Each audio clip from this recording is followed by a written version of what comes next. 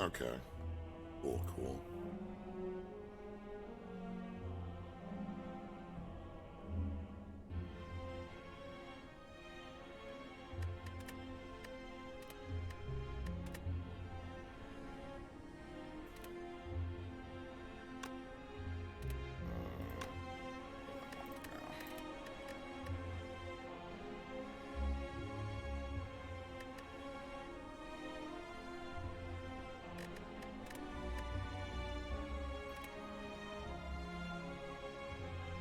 Yeah. Don't mind me just flipping around flags. But yeah, hey everybody, it's been like a couple weeks since we slayed a Spire. Toho Lost Branch of Legend kind of took our Slay the Spire times. So, we're back. And don't you worry, there's still, yup, a million mods to go through. After this week, I'm going to clean up the list, add in new ones I've found, remove the ones that have Ascension 1. But for this week, we're finally going to go ahead and do the Darkest Dungeon one. This one has the curses leaking in on other mods, so I want to finally get this one done. Oh no, ah, crap.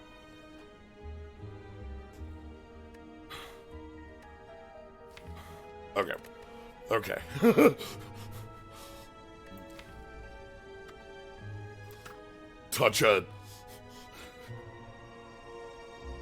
Touch anything on the controller and it wants to go. Anyway. So yeah, we have a stress meter, track stress between rounds. I have a limited knowledge of Darkest Dungeon, but I know that characters have a stress meter that goes up, hits 100, hits like hits a point, a big thing happens, and then if it hits 100 again, I think they just die.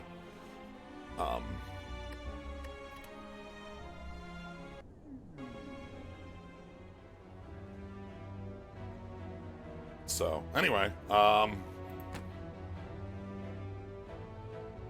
yes, we're finally gonna go ahead and do dark. So our starting relic, track stress. Our starting relic is just bad for us, I guess. Maybe good. Let's see what cards think. All right. Oh, okay. All right. We live in a world where upgrade block is not 8. Is this also 8? Oh, okay. So, upgrade strike and upgrade block are quite bad.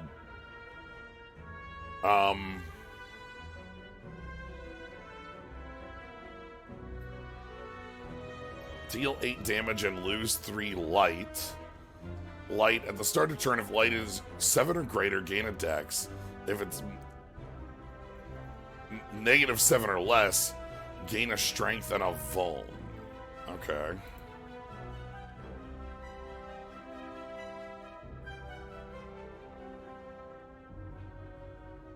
Alright. Okay, this is gonna be interesting. This deck looks awful. Just dreadful. Torch looks unplayable. Abyssal Artillery seems to be a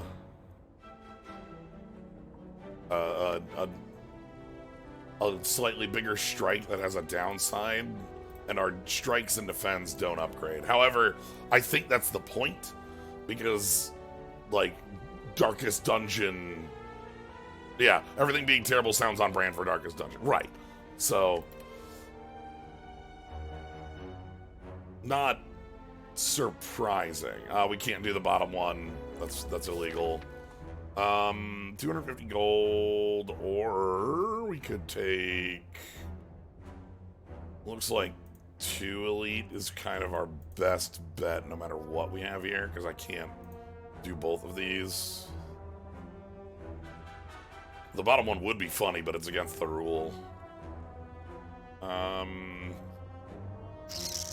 Can't get over here if I start on the far left.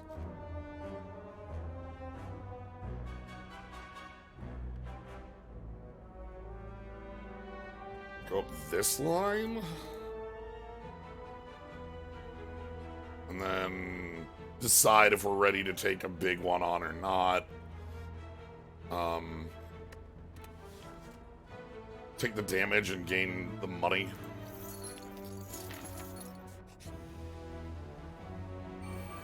Alright. Oh! I did not, okay, so you can... This has only ever been used by, I think, Hollow Knight. You can change the starting draw number by default. Over here on the draw pile, it's part of the mod. Okay, so our cards suck. They're just strikes and defense right now. But,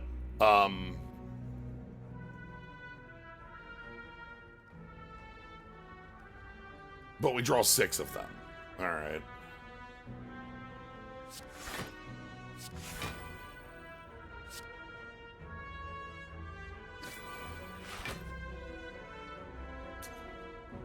Okay. Stress is 1. Afflicted at 100. Heart attack at 200.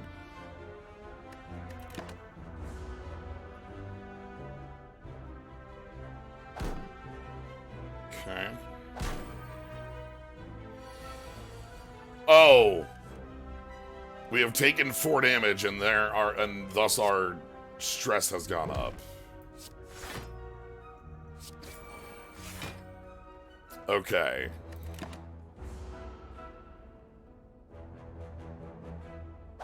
So we can't, the more the damage we take.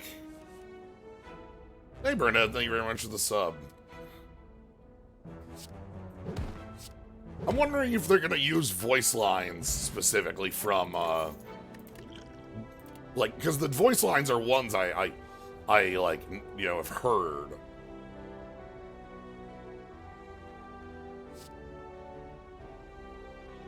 Seems like it. Oh, is heart attack not death in Darkest Dungeon? I thought it was. I guess I might be. When attacked, apply to blight. Gain 8 stress. Okay. Wow.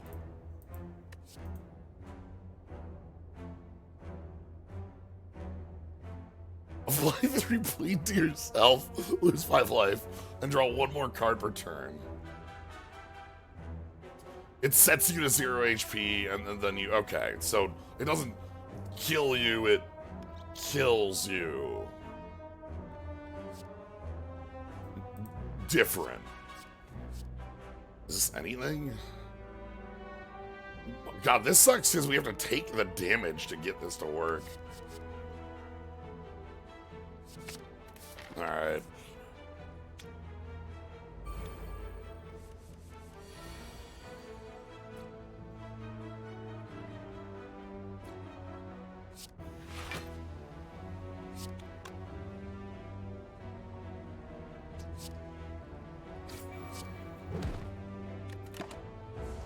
Unless you're at 0, in which case you'll auto die, sure.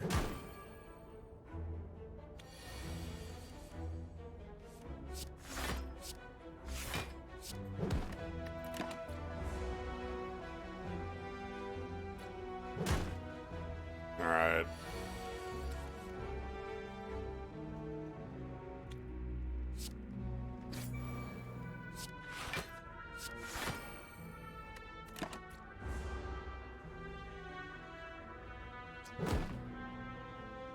Well, in this, like, we have 75 health. Over 3 acts, we might actually take that damage, you know? Curses seem less of a problem when you're drawing 6 a turn. I feel like we should have audio. Oh, well.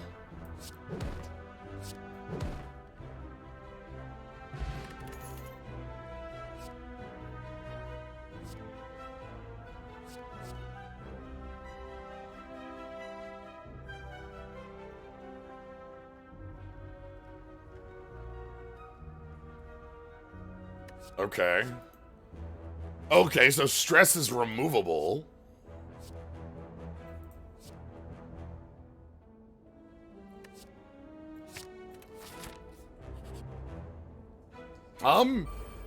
Interesting, Malamet. We have a 6-card opening hand, as well as, like, our upgrades are worse than what you would expect them to be.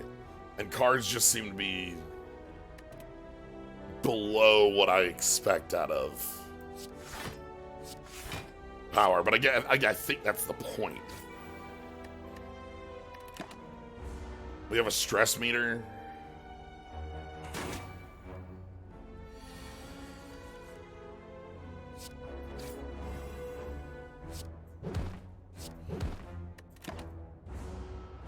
Being able to stun seems kind of wildly strong for 1 cost.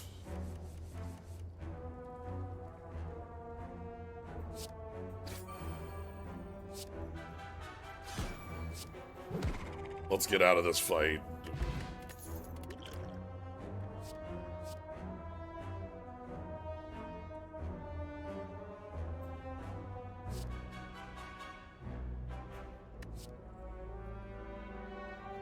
Okay, this card upgrades poorly. Well, that card does exhaust. Or no, it's... Oh my god, it's ethereal, not exhausting? What? No. What? Yeah, okay, alright.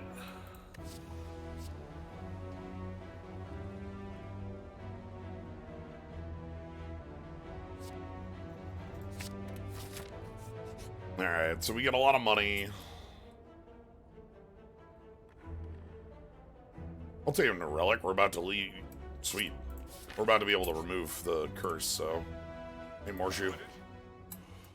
Okay. Deal 8 damage if the enemy is marked, gain 3 energy. This is the worst dash I've ever seen. This is the best dash I've ever seen. Okay. Apply marked to an enemy. Next turn, draw 2 more cards.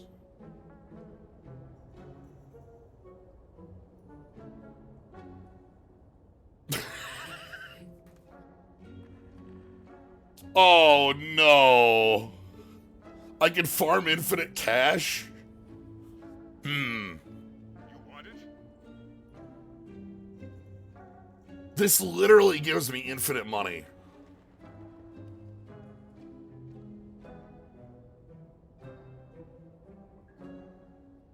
All I have to do would be get into a fight that... 1 frail. So you just have to get into a fight that would be... like, where you have, like, enough plated armor to knock out whatever you're fighting, and it has no inevitability mechanic. So, like... Baseball Act 2, which just goes 10, 10, 20, 10, 10, 20, or whatever. I'm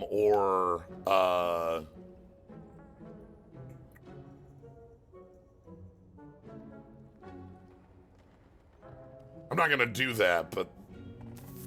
Alright.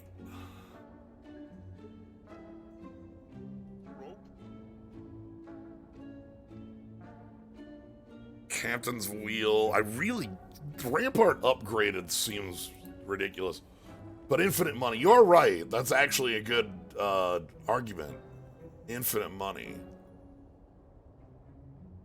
I would just need to find a way to have enough defense to always block against, like, a tiny...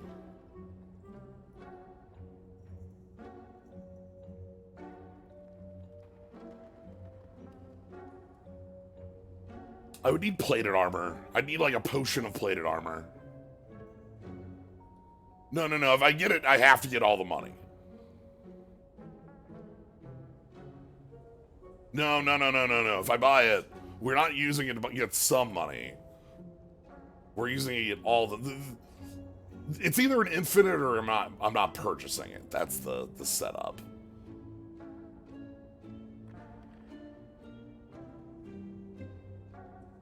I think that's, at the end of the day, 8 escape, that's basically it. It would just be boring. Let's grab some real things and move on.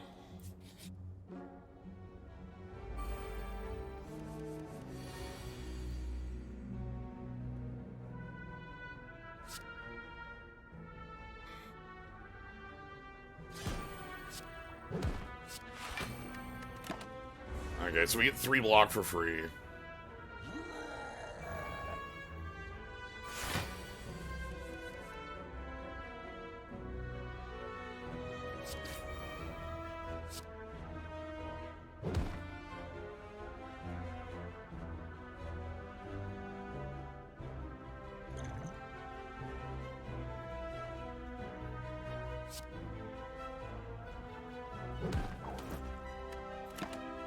Next turn, we get a full block.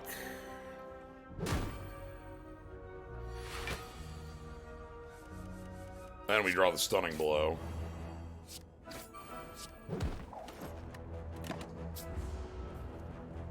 Stunning blow just seems wildly over the power level of everything else we've drawn. Oh.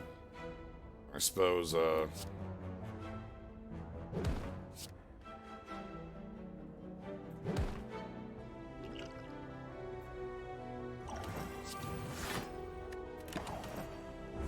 to use the Dex potion, that should be enough to get through.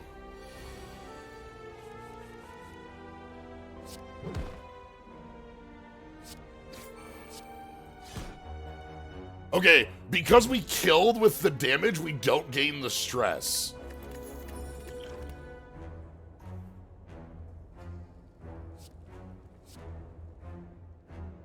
Okay, apply 1 marked. Marks take double damage. Creeping cough.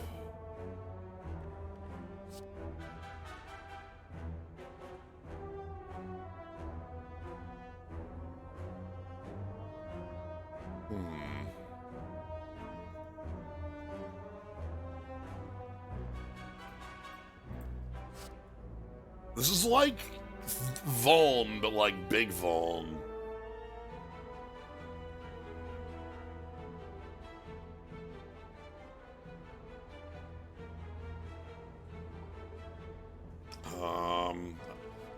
Yeah, I do believe that is the point on a lot of these Scuttlefishmen. I mean,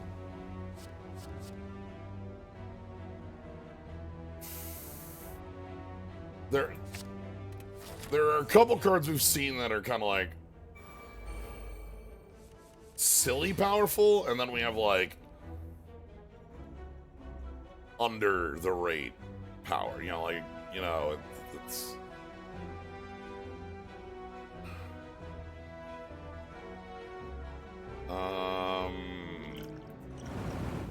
no.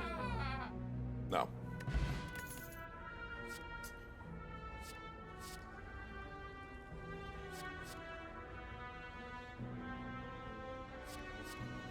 Blight targets lose HP when cards with trigger are played. On target trigger blight damage and then apply 3 blight. So it's like poison, but you have to have cards that... Oh boy, so you have to have the appliers and the other side of these?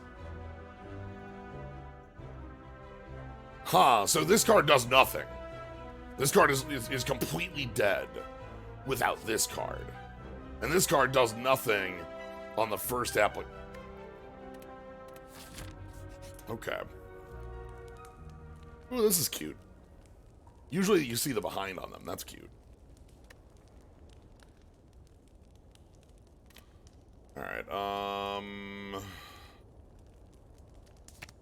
14 damage. That card becomes playable. Stunning blow just becomes 8 damage. Wow, just +2 on the...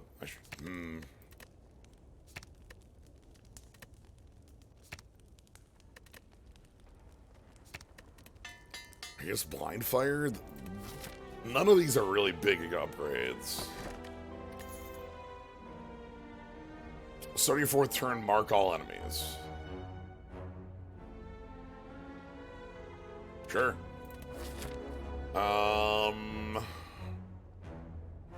Yeah, we'll take the upgraded one. Oh boy. Trio with plus 10 health.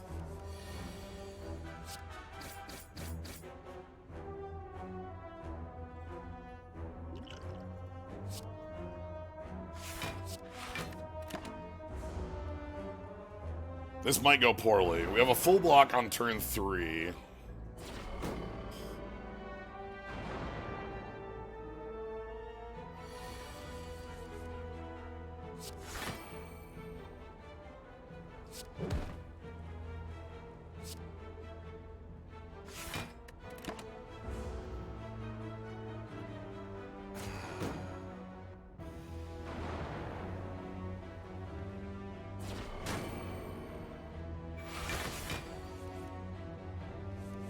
Okay, I don't think we can stun.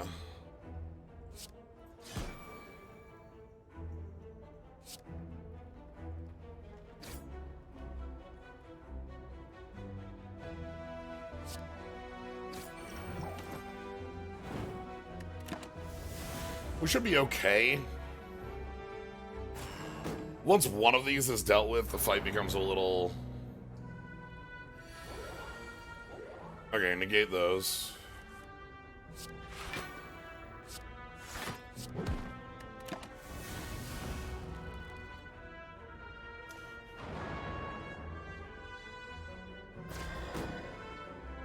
Okay, so one block is all we need to... I'm sorry.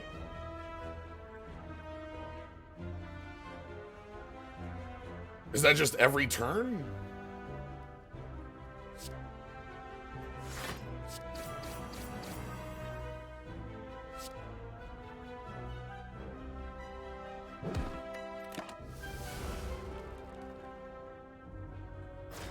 Is that going to go off again?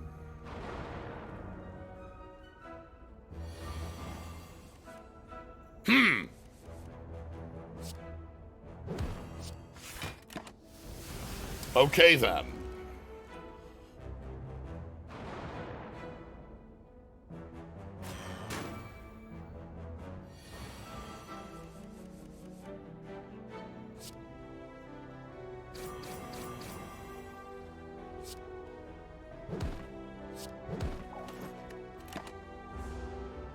That relic's incredibly powerful if it's making that happen every single...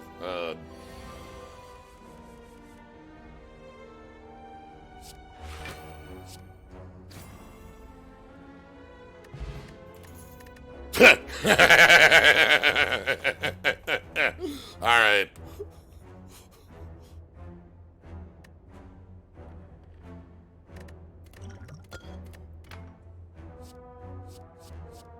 Apply 3 blight, trigger blight,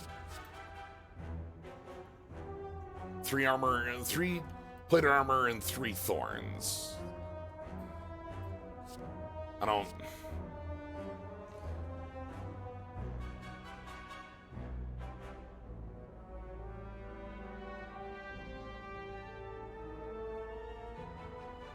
No, I think this is just not working correctly, because it says at the start of your 4th turn, kind of like at the start of your 3rd turn, you know?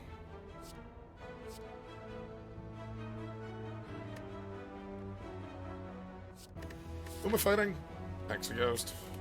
Hexaghost is really good to be this low on with the Fairy Queen in the bottle. Now you can actually, like, play aggressive there.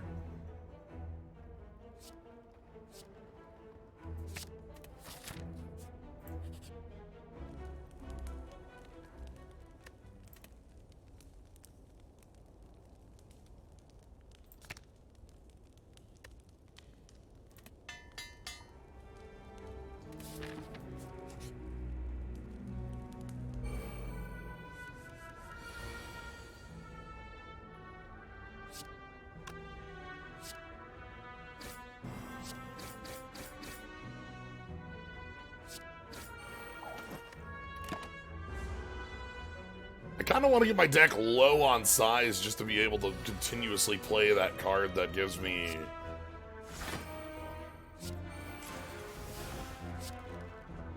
Okay.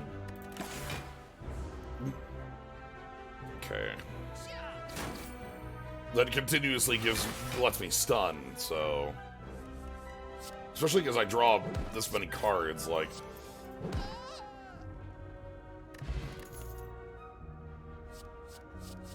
Yeah.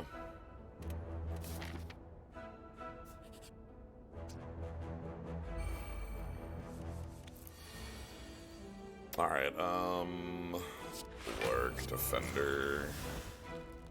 Torch... Okay.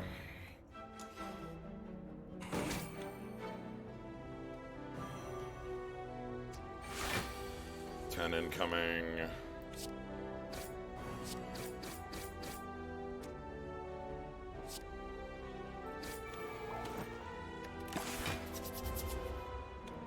Okay, we found a couple reasonably powerful things to do.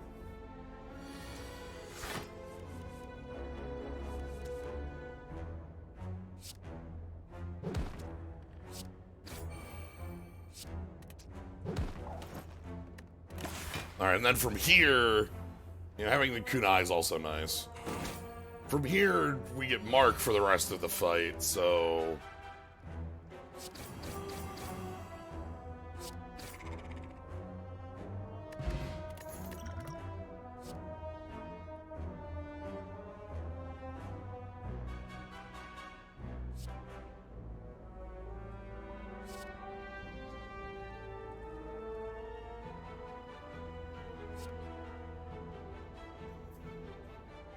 I'm assuming this is play and attack.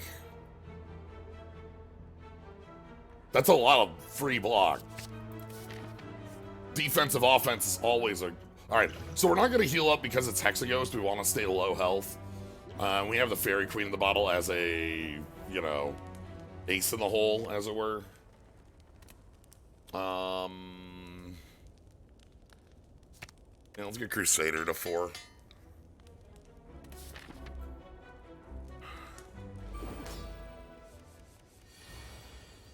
Okay, well. Let's get a kunai activation. Probably Thorns this fight. Alright, so 2x6.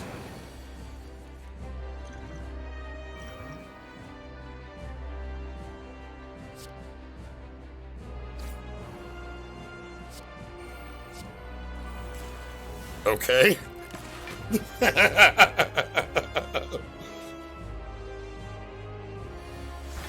So 2x6 on my... Oh, on this turn? No, no thank you.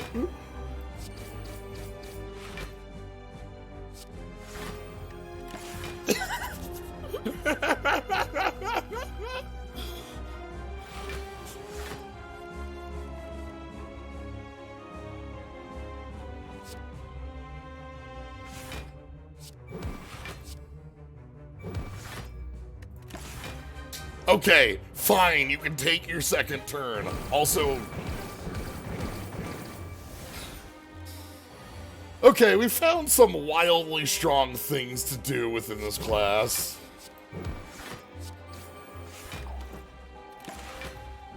I want to remove half my deck. I need to remove a ton of cards from this deck.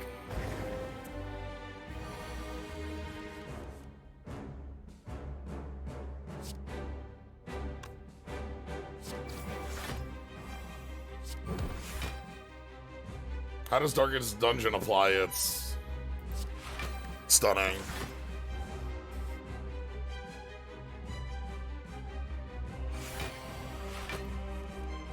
This being...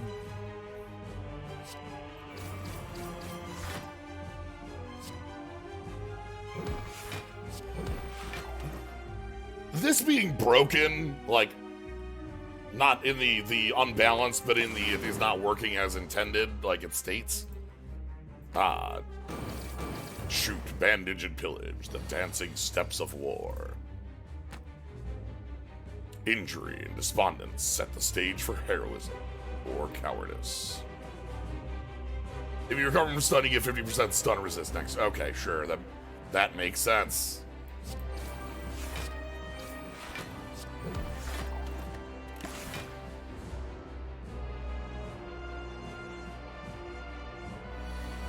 That's a pretty normal system for dealing with stun, with like...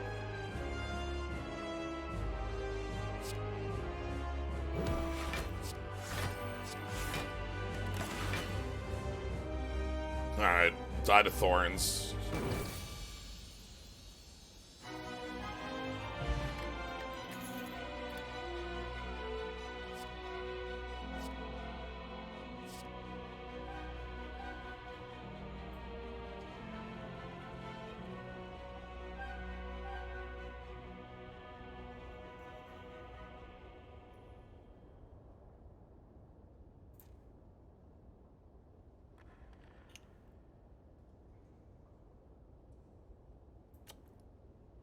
I don't believe... Oh, it mentions debuffs include frail, weak, vulnerable, bleed, blight, marked, and confused.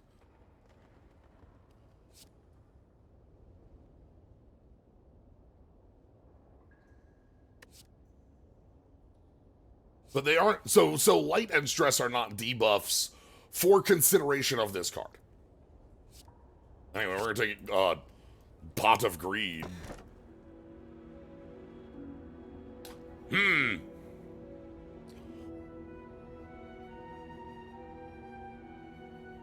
You know, usually like to have an energy relic, but I'm really tempted to just remove Strike Defend. Like, actually remove Torch Strike. I don't care about this. This card's very bad for us. We can transform all Strike Defense.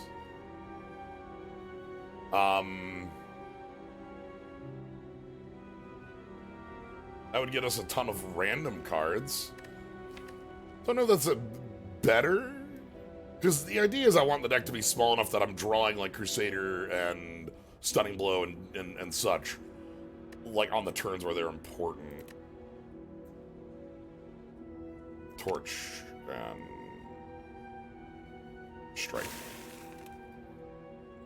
I'll take no. A Power Relic would obviously be really nice with a 6-card hand, but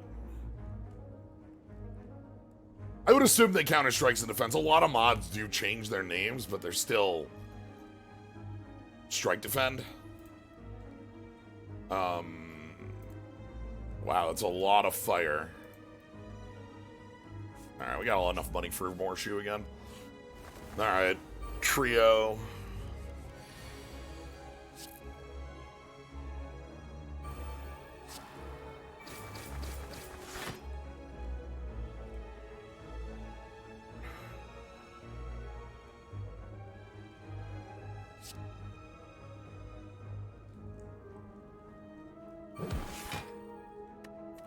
We'll knock your bird out. Crusader seems really good. Oh! My stress reset to 0 in between. Invigorating Vapors? Okay, so it sets a card to 0. Your choice. That's wild.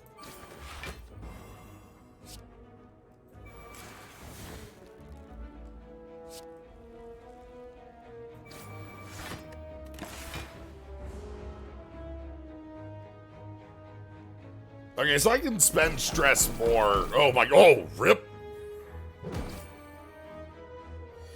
Yeah, I didn't think stress would reset. That's not. Oh, please help.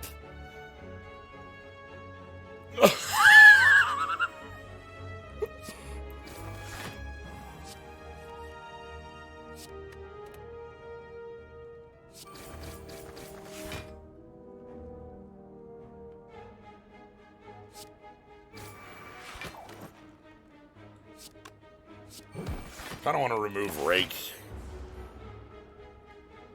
I want to remove a lot of cards in this deck. Yeah, that's the feeling on this one, huzzah.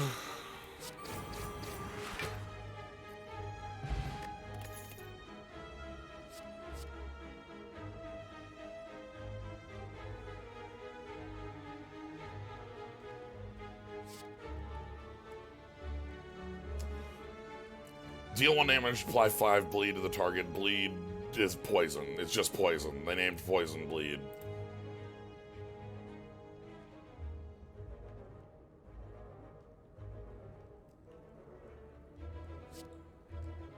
Okay, so upgraded Beast Bile actually functions on its own.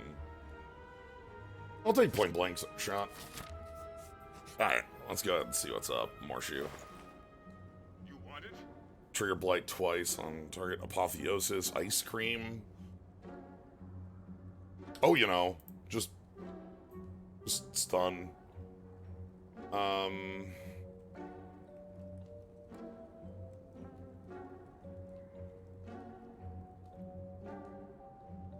At the start of each turn, I had a Grape Shot Blast, 2 Grape Shot Blasts. They're attacks that just deal 3 damage to all enemies. That's not too bad. I probably want to... I'm not...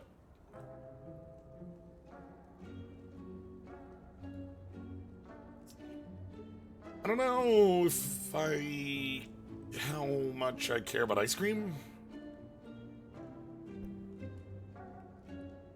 Apotheosis is interesting.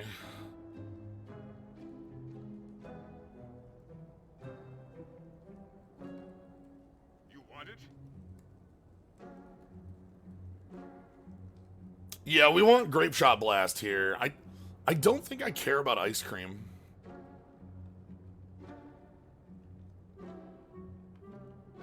Oh, this is kind of neat.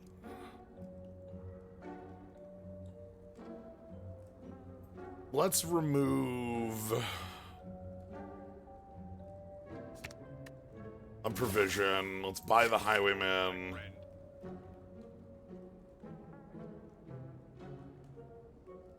Buy the free turn and save 170. I could buy the strawberry, but I don't know if I care about 7 health. I probably have better use for that money later. Again, Apotheosis is super cool, but like when we're upgrading cards like this, I don't care. Like all of our best cards are already upgraded. There's only a couple of upgrades I really care about left. Wonder if Dirk Stab is coded. It should be. That there's like base cards that work. Or there's like just losing health is a thing you can do in base game to bypass block. It's just worded really weirdly. Usually it would just say loses 8 HP and not mention block or anything. Rope? Like,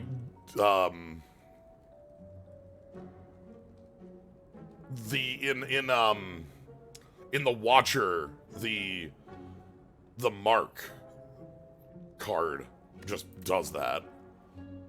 So...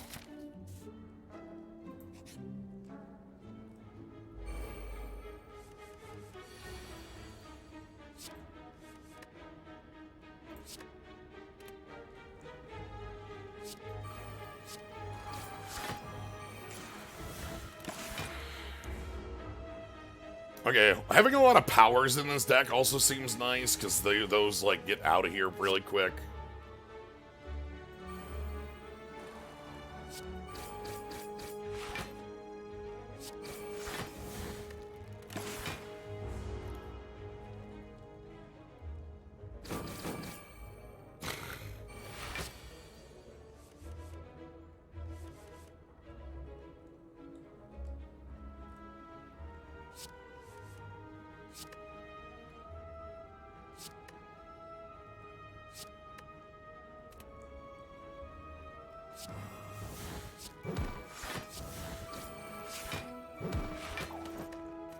It's funny, we're gaining a bunch of decks, but all of our defense is passive. 6 cards is really high. There's a reason I've only ever seen one mod with a 6-card hand, and that mod was, specifically a Hollow Knight, was where that one was. Yeah, whatever, I'll take the stress. I think the rest of the removes are probably just every defend in the deck. I'm willing to keep the one that, like, is a 2-turn defend. Like, whatever, that's fine. But, like...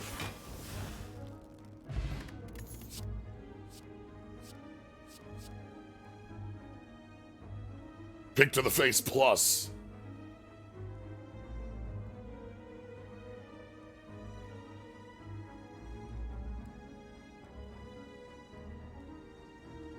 Yeah, for some reason our stress got cleared. I didn't expect that. This is a tutor. This is a strike that's a tutor. Sure. You got it, boss. Yeah, I will never not do this. Alright. Your old wounds begin to reopen!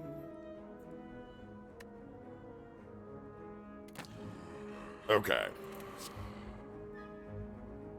So, we want to find a payoff card for this. We don't have any right now. That's okay. I will never not take it, though. I will refuse that. That's not the... We're not doing that today. I think Highwayman upgrade or Vapors upgrade are the two we want. This won't double because it's a skill. Necronomicon will only double up on attacks. We'll go Highwayman upgrade first because this is more like offense. And we're gonna get a bunch of upgrades coming up here. Oh!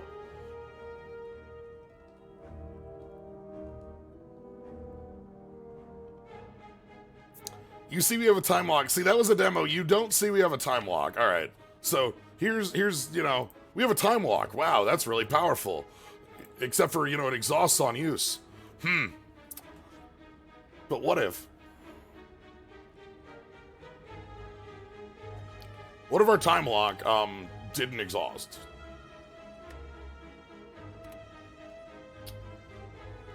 Remove a card for 3 health. Random starting relic is always cool, especially with all the mods on. That could be anything.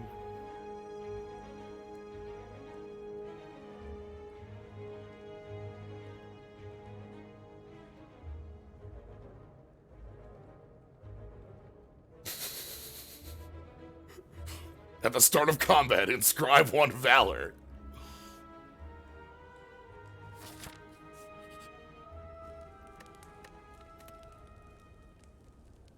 We want invigorating vapors to 0.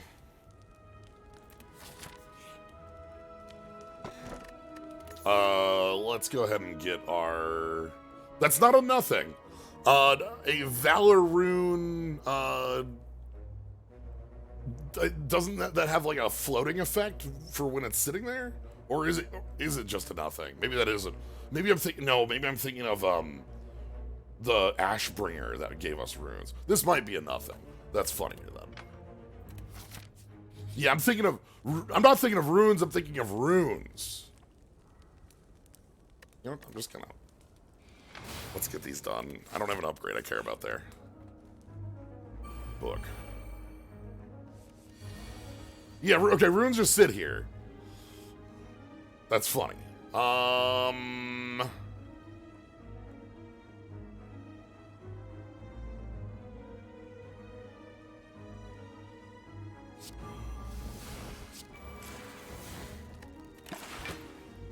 So we just get the monkey hanging out here.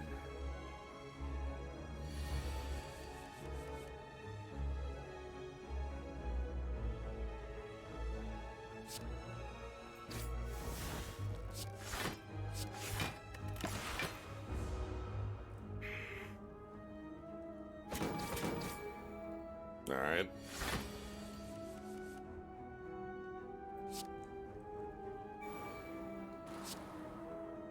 This is not a real card.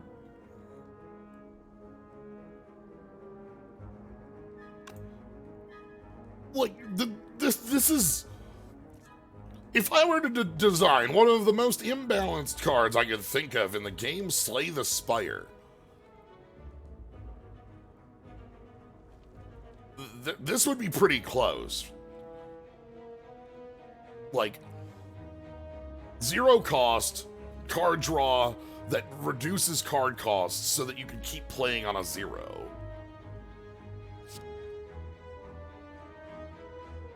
Usually we get like a 0 draw 3 exhaust or like a, you know, something like that.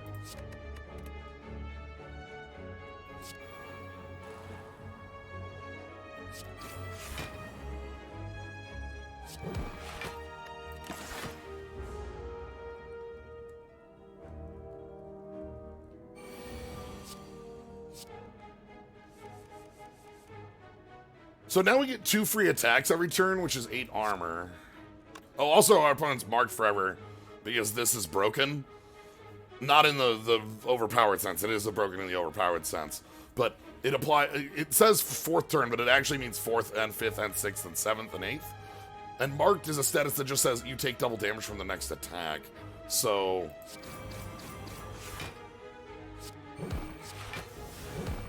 very normal things.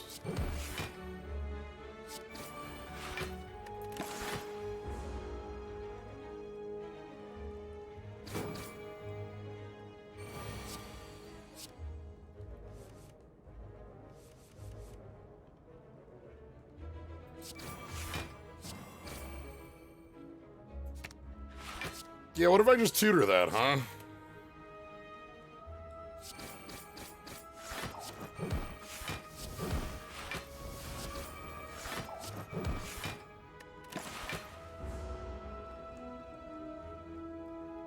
I'm glad we have the monkey. It doesn't do anything, but I'm glad it's there.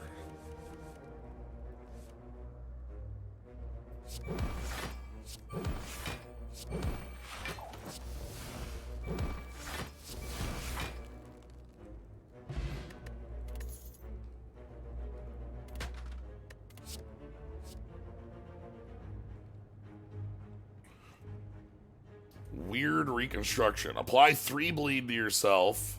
Heal between 0 and 12.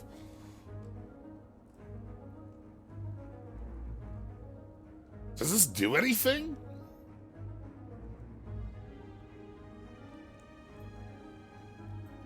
So bleed is poison, so, okay. So half of the time when you play this, you take more damage than you healed? As long as the fight continues for 3 more rounds. I'm guessing this is very much what the card does, right? Like, this seems like something that's very close to, like, what this ability is. And that's cool. I like that. I think that's the...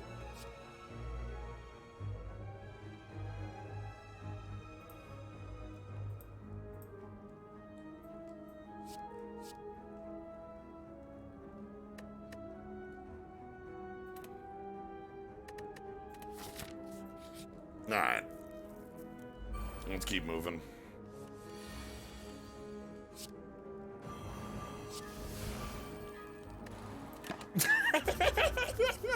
Anyway, time block. Dab.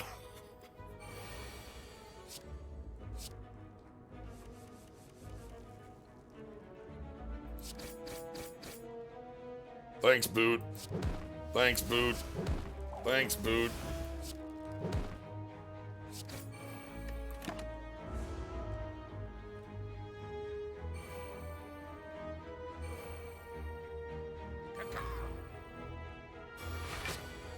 Okay, and now we block all this turn, so I don't even need to... Oh my god, okay.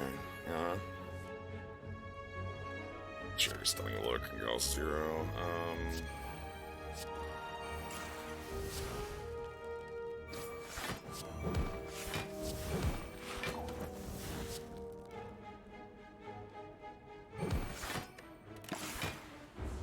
Yeah, the size of our deck being this low is pretty wild. Like, obviously 19 is pretty high, but a lot of cards exhaust. Defender, Acquisition, some powers.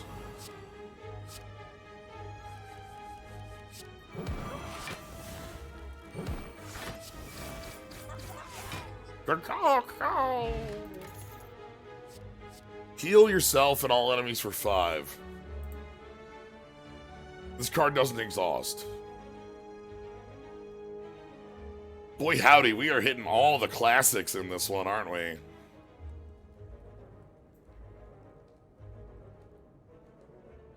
So, any fight where you have Divine Comfort, you can full heal.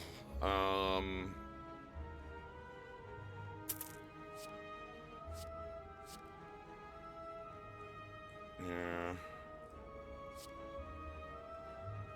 The things that really impress me with this mod are the cards that feel like they're directly taken from the game. Like, the weird bleed healing thing is weird, but that's the point. It is a weird W-I-R-D weird thing. I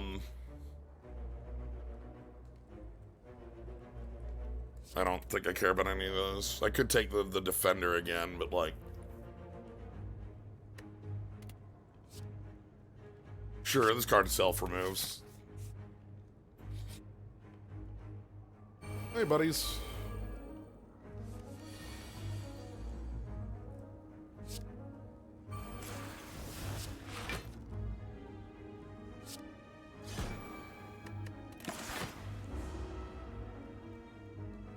This one is an old one, so like, I'll have to check exactly how old this one is. This is not a like last couple years mod. This is one that you're not doing that. Thanks.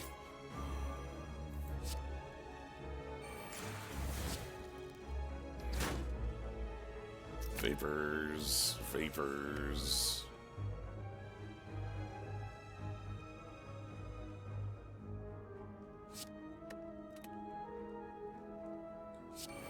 So, like, judging it by, like, current mod standards is a little, you know...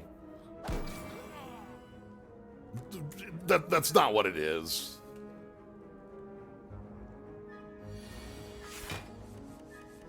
No.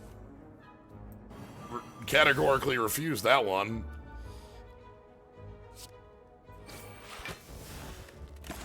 I don't feel like taking 1 million damage today, thanks.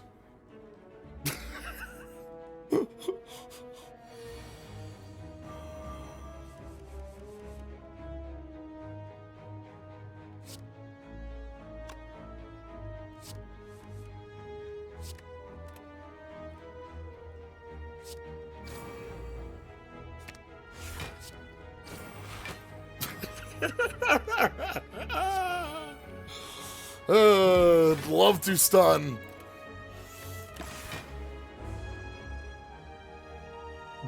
Turns 0.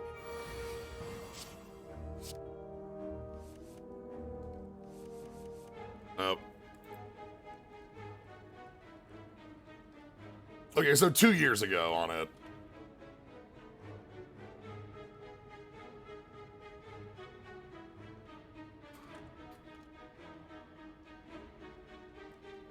There we go.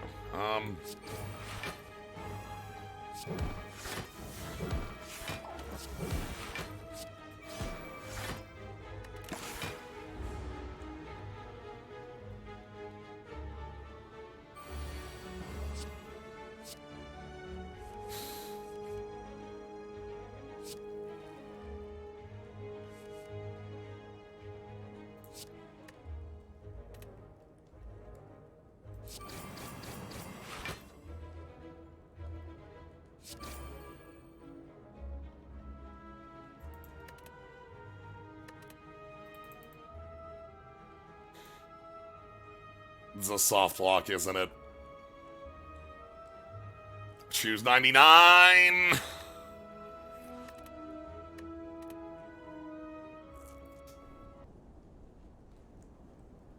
It's fine, we got hit by choose 99. These things happen.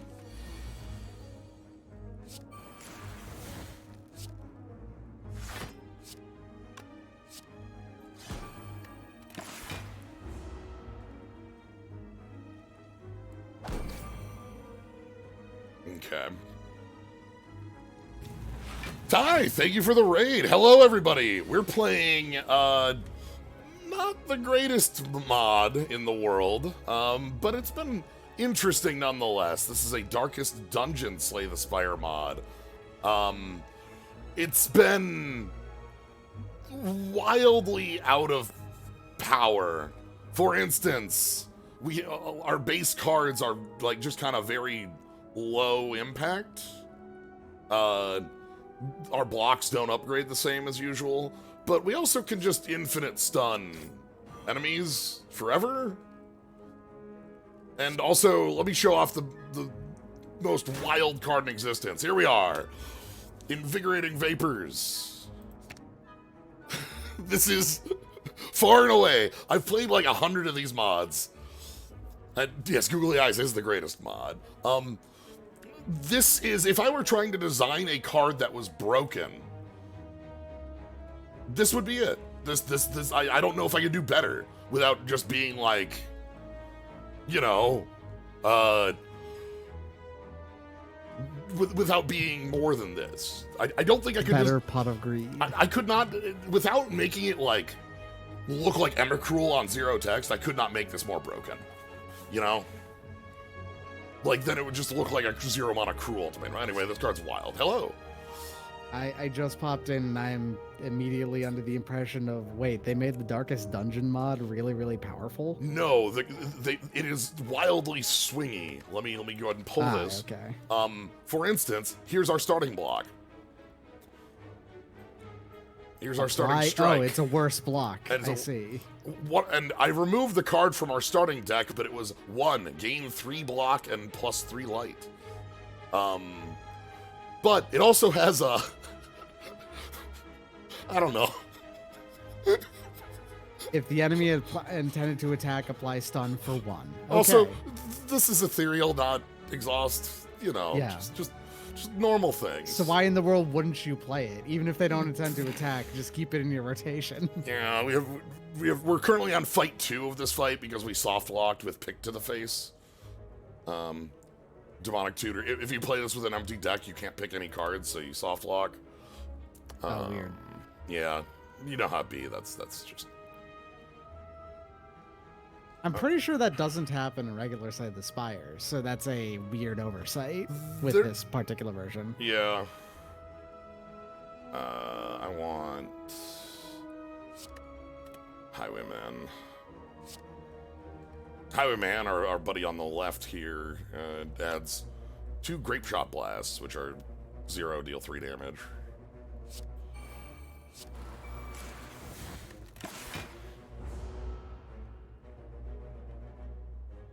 But yeah, so yeah, welcome everybody, and thank you very much for the raid. Hope you do get to stick around here. Anyway, we're coming in for death. Oh, right, this relic is broken too. That's the other, like, when I say, again, this is broken in the sense that it doesn't work as it reads. This says, at the start of your 4th turn, much like, you know, Captain's Wheel, apply Marked to all enemies. Marked is a status effect that just says, take double damage from the next attack. But instead, this does that every turn.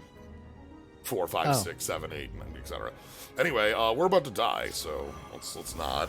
At the start of your 4th turn onwards is what that means. Correct.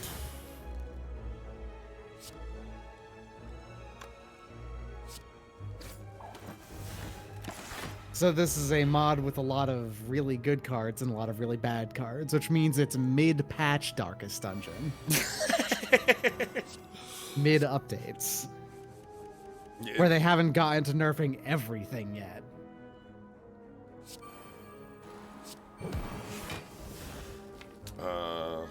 Well, I want to not take damage here, so I'm gonna go ahead and tutor my stun.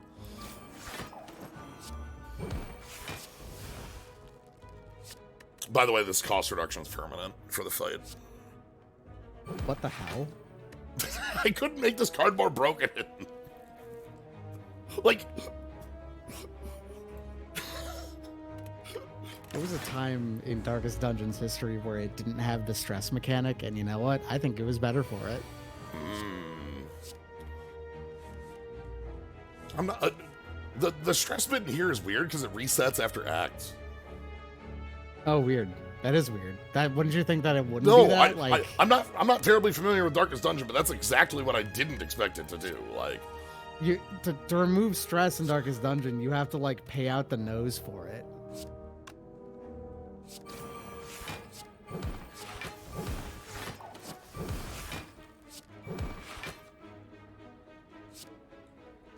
yeah, because like this is a card.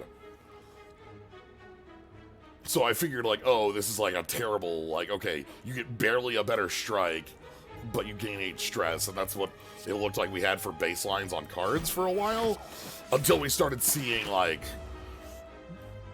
The ridiculous shit. Yeah, the ridiculous stuff. So, Land of Contrast, this one. Okay, don't play Pick to the Face here, we will lose.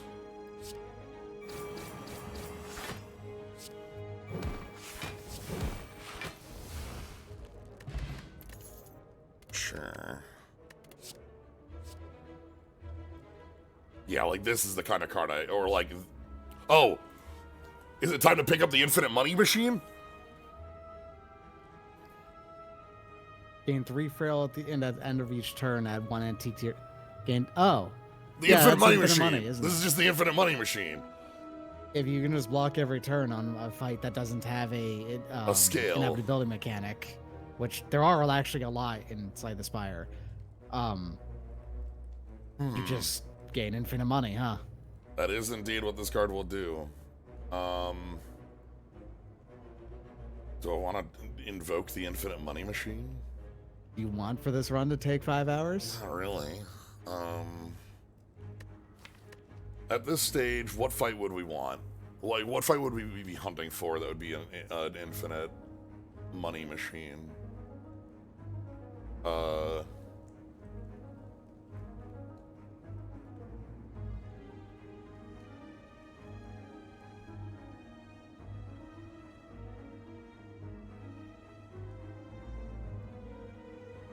The fight that I can think of without a killing you eventually scaling mechanic in Act 2 Baseball. is baseball. Exactly, yeah.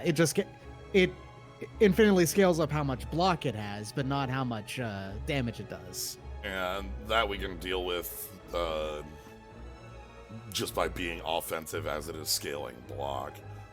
Yeah. We don't have enough plated armor to make that fight infinite. We only have by the way, Riposte is just Thorns by another name. Ah, okay. So okay, I'm not gonna take that. Let's not make this run take 1 million years. Also, I have a monkey. Okay. Pick to the face costs 0. Grab. Crusader, stun all enemies. Love to just be playing time lock dot deck. You know? Does always feel good.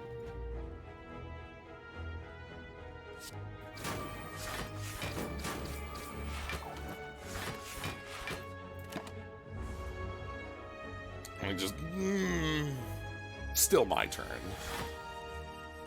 Okay, and I've got anchor block this round, so we're fine.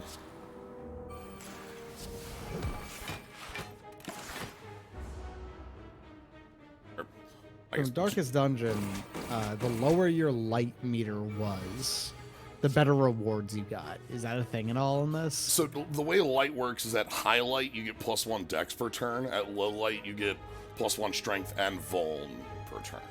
I see. All right. So I don't know if that's... You would gain higher rewards, but also it was higher risk, is the idea. Okay. Harder fights, and characters would gain stress more frequently, things like that. Gotcha. Bleed is poisoned by another name.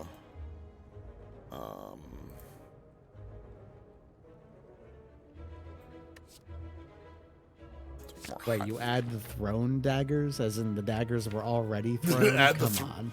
Yeah, this is also... Where's the one we have? Here we are. Every time you play end attack. I love to play end attack. I do. It's my favorite stuff. Yeah, sure. Also, we draw 6 a turn in this mod. What, just baseline? Yes, like right here. Huh. Like that is actually a thing you can change in like the settings. Interesting. So the only other mod I've encountered that does this is the Hollow Knight character mod. It has a 6-card opening hand. Huh. Yeah. Let's just get this out of here. It's clearly not going to do anything for the fight, so... We also have a Necronomicon I need to find something for. Yeah, any attack that costs 2 or more. Yeah. Crusader... Pot of Greed...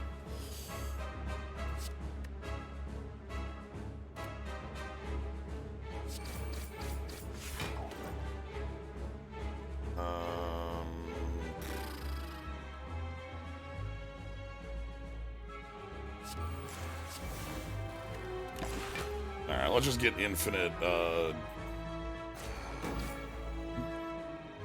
grape shot.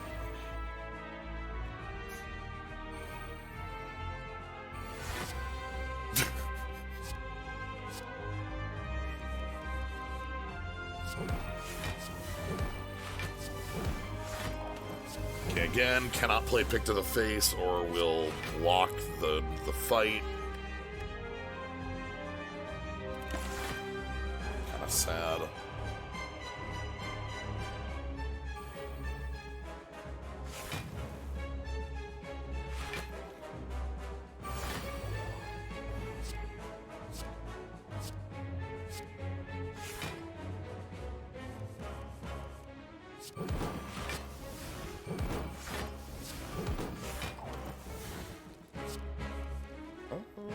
Now we can play pick.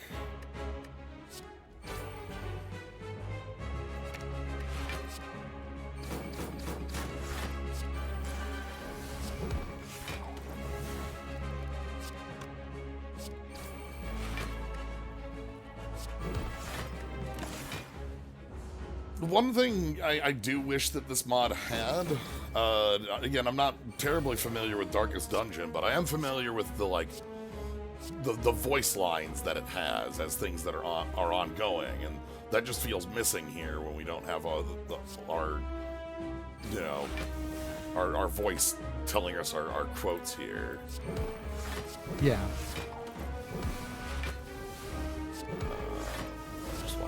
Merely a trick of the light. It could have just been attached to like playing certain cards, you know, Yeah. not none of the commons, but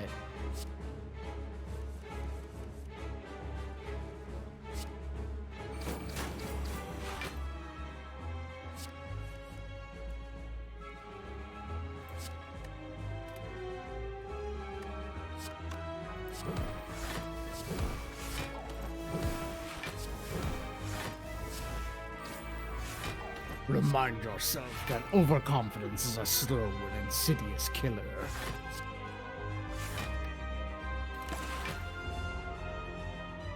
Because yeah, the narrator really sells Darkest Dungeon as best it can. Right.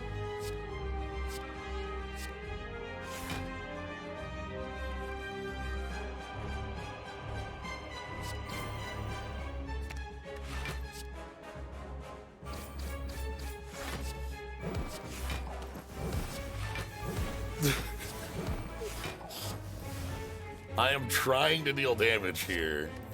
You're doing your best.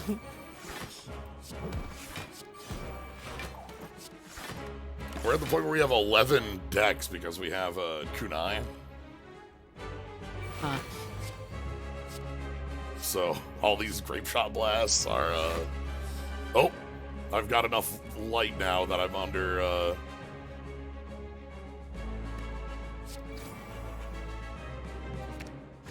the health threshold. Or under the light threshold.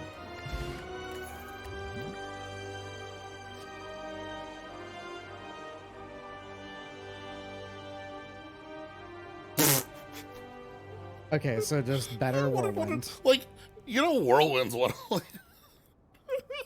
Yeah. Whirlwind's good already, but what if Whirlwind was better? Yeah. Heal between 0 and 12 health. And then poison. You bleed 3. Sounds bad.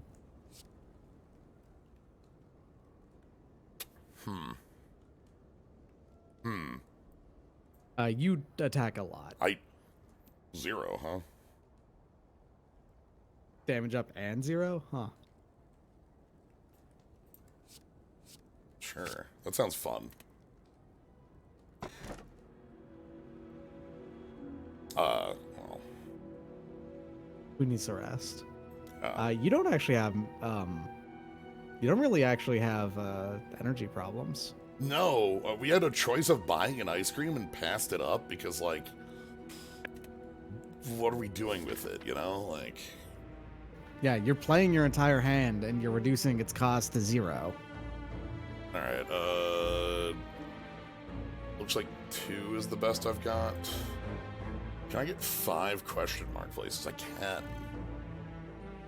So, like, this line, let's be 2 elites and 5 question marks. 5. That's 3 chests on this floor. Yeah, that sounds great. 3 chests on the floor with a shop early, 2 elite. Yeah, okay. This is this is a really good path. Okay. I do enjoy Getting it. tiny chest early is always a fun time. Alright,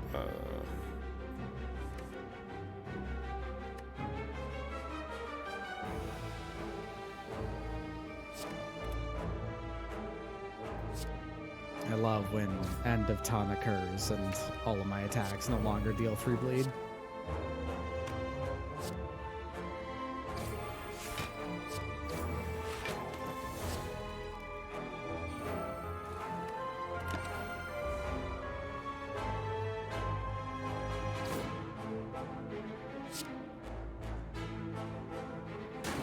what?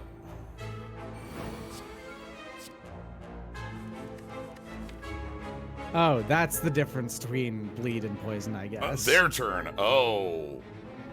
Yeah. It's... Poison is slow. Okay.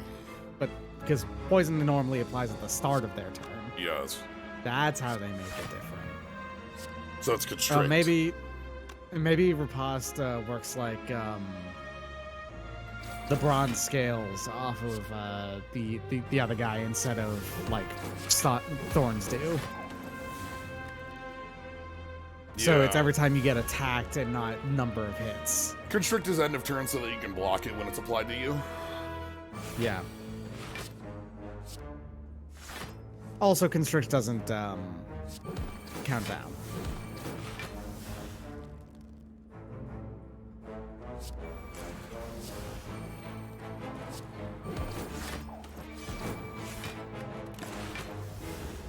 Okay, good to know. We still apply a lot of that for a lot of free damage as fights go, so...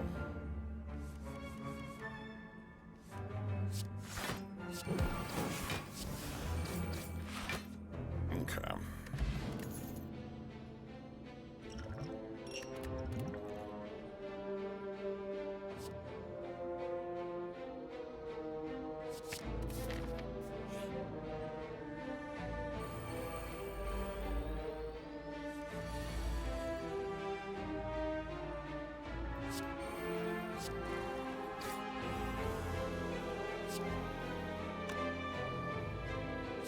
The worst part about whenever Darkest Dungeon would do nerfs to characters is that they did it in the worst way every single time.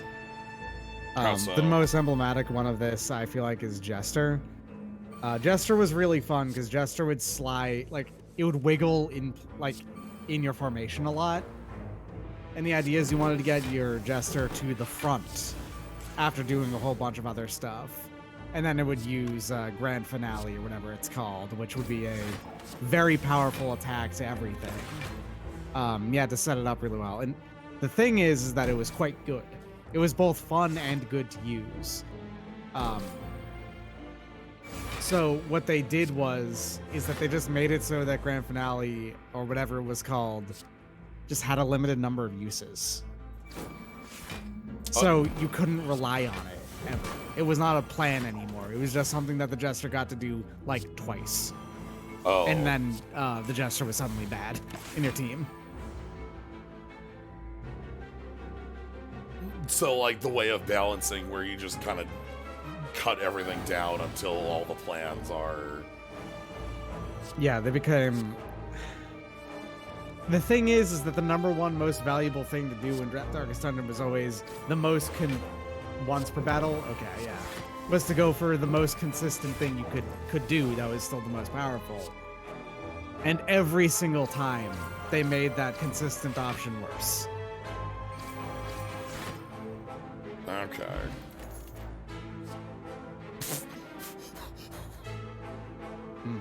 You actually gain so much dex in long fights that would actually be really good. Yeah. Also this. Oh yeah, pretty good. Just this is wildly. All right, so here's our first. Sure. Fine by me. Yeah. Yep.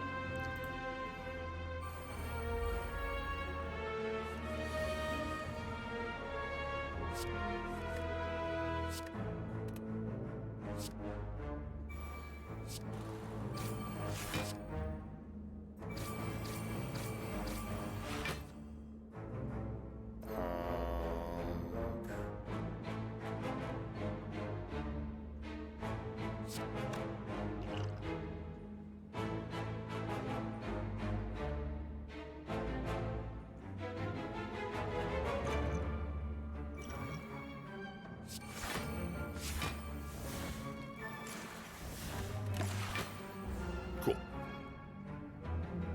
Was doing math on what got me to 25 there. Zaxxes.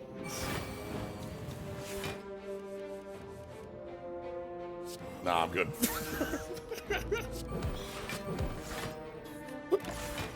Just time walk, I'm good.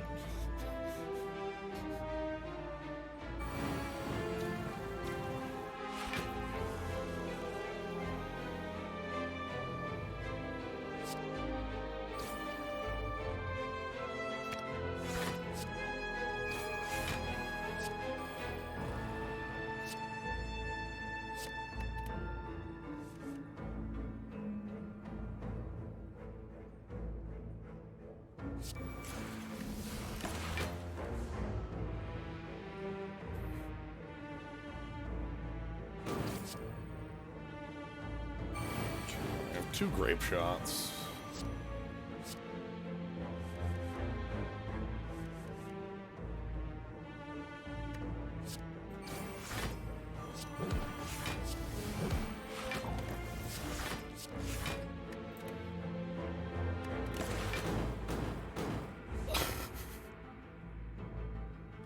This is not exactly a fight I want to be going long in because of just how many burns you end up with over the course of it.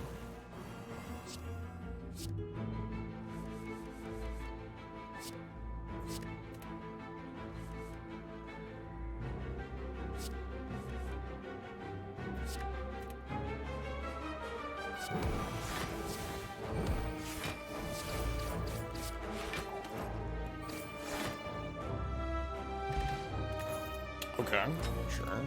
Ooh, red needle, nice.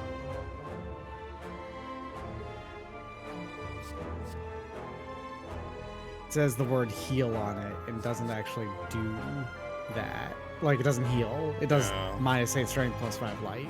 And like the fact that stress doesn't go over acts means I don't really want to be including those.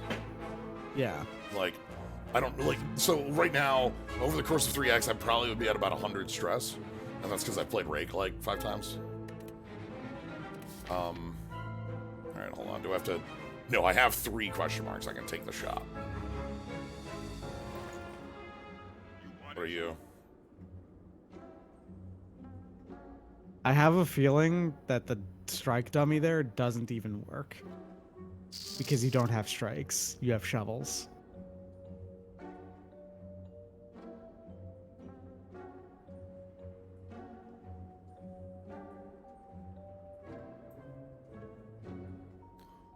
guaranteed to happen on 4 and up. And it is doubled up on Necronomicons. That's it. Yeah. Like, not that doubling does much. This doesn't really do anything, so Blight is on here. Blighted targets lose HP when trigger Blight happens. So this just like marks them, and then another card would be able to do damage. All right. Yeah. You want it? Yeah. See, this is what I expect on a level on a draw card, right? Like. Mm-hmm. So Blight kind of works like how up until the latest patches, Cold worked in Lost Branch of Legend. Where it was called Frostbite, and you applied that value of Frostbite, and then it would do that much damage, and it would just eternally count up and never go down. They did just change how it worked. Yeah, now it's now it's much more interesting or more powerful. You apply a stack of it, and then at the end of turn it deals 9 damage. However, if you apply it again while they already have it, then it deals 18 and still does the 9 at the end. That's how it got changed. It's a lot more powerful in small quantities and slightly less powerful in very large quantities. So a card that just would say apply 2 cold would deal 27 damage directly to health. It would skip block as well.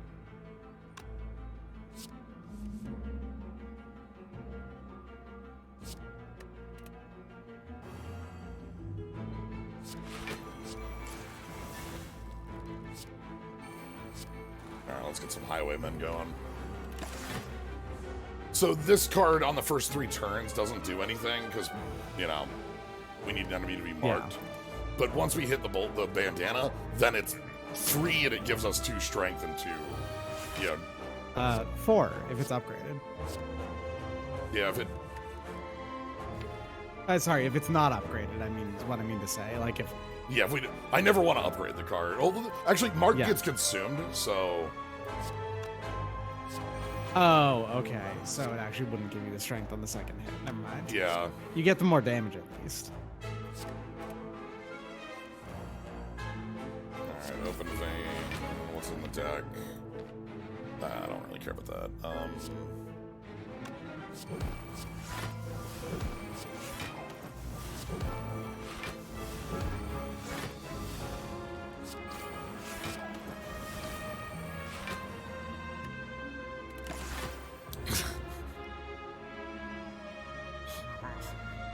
It's more that I didn't want to time walk on the turn where I'm applying a bunch of bleed, but yes, I don't care about time walk.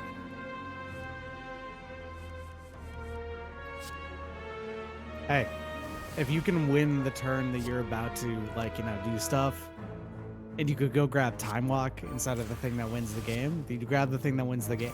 Yeah. Sure, time walk would be something that would make it way easier to win the game in like 99% of circumstances there.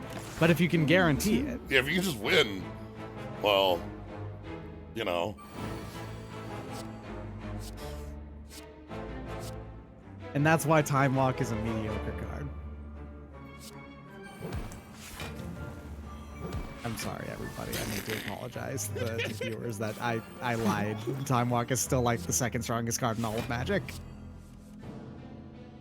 It's pretty decent. It's pretty good. Up there, you know. Not as good as draw 2, reduce the cost of a card to 0, but you know.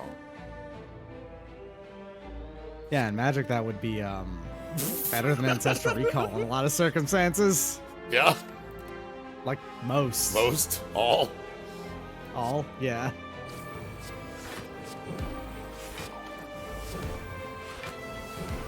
All except for you have a bunch of mana already. You could play whatever you drew anyway. Right, then you want the third card. Yeah. So Like 99% of times you play Ancestral Recall, because that usually comes up very early in a game.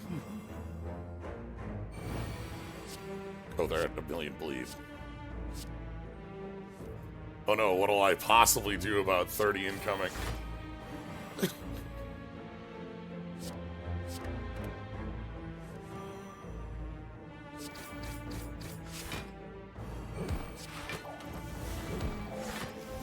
Okay.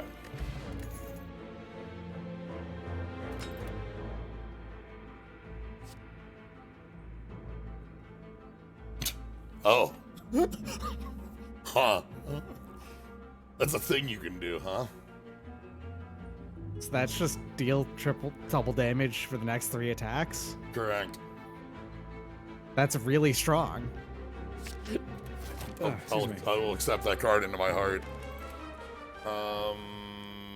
I think Open Vein went to 0. Wait, no, hold on, sorry.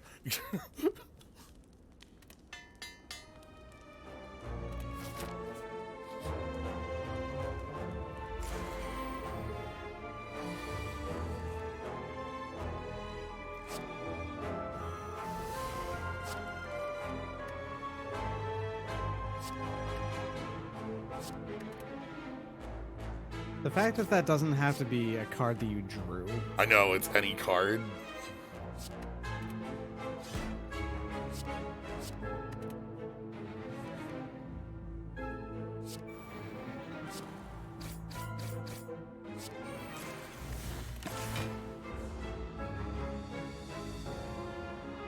The indicate art on Mark for Death.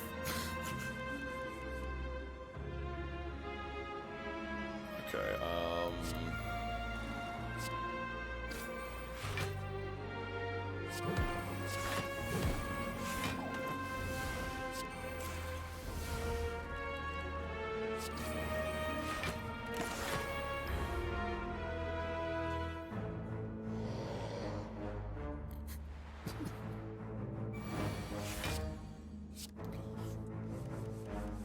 I've got boot, so I can still deal real damage in this.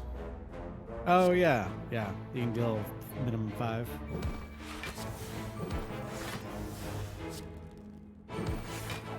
Oh, thank goodness that this we've got actual block on this turn.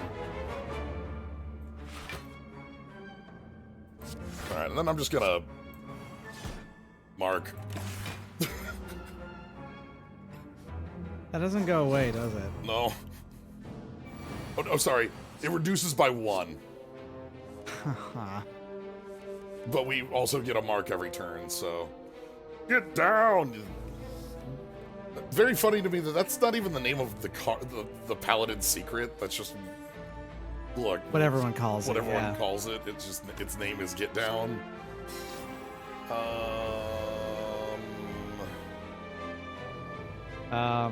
If you can just grab whatever you want, then collect bounty, because you'll gain all of that energy and that strength here. Because you do have multiple marks you can consume. Yes. Oh, no you don't. Kick to the face, actually. Oh, because it's an attack, so yeah. Yeah, okay, never mind. Anyway. My bad.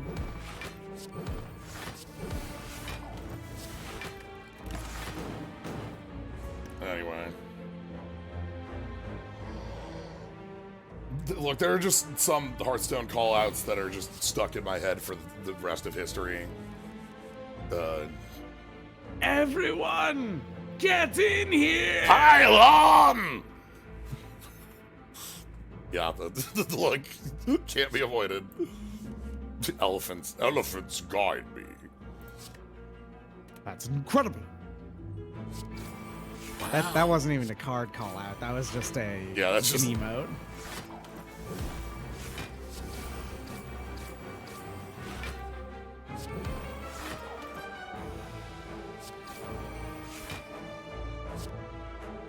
Oh man. Oh, you were so close to killing it with the I know. on this turn. I know.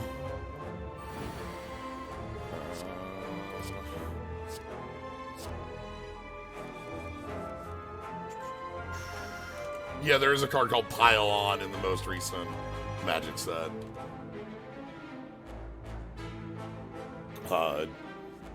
It's like a 4-mana removal spell. I actually haven't heard your opinion on battles yet, because I feel like at least sieges probably will not come back very frequently. So from a design perspective, I find them interesting to be the reverse of a planeswalker, where the play pattern you want with a planeswalker is you play defensive creatures and then set up with a planeswalker to take control of the game with the planeswalker as your primary form of whereas plan. A battle is like a planeswalker in that in a similar manner, like with the attacking bit, but rather than playing defensive creatures, you're playing offensive creatures. My single problem with this, though, and is going to be the basic thing of, you have to do some serious cost weighing every single time you play one, because a lot of the time, on the bench, it's going to be better to attack your opponent. It depends on if you're able to take it out immediately. It's going to be really hard if it's something like you can't actually kill it on the spot. One thing that I think makes you can't target them with spells that do damage, right? You can bolt them. You can? Okay. You can 100% bolt them. They actually have very wordy cards now in this set. Like there's a burn spell that says, they have cards that say target player, planeswalker, or battle. That is correct. There's a red 1 burn spell that deals 3 damage to target creature, planeswalker, or battle. I feel like at some point they're going to have to format non-creature target. I know that makes things weirder, because that means does that mean that I get to target? Honestly, non-player target is the one that people are expecting to be a bit.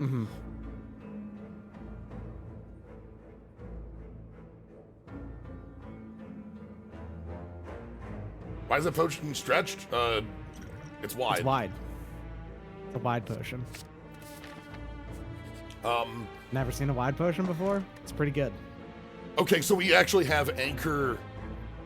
A horn cleat in quotes, and also so the captain's this wheel. one, Nice. I didn't mention it because we were talking about battles. Oh yeah, this thing's fucked up. This thing's ridiculously good. You get this thing early, and then it's amazing. Oh, sure.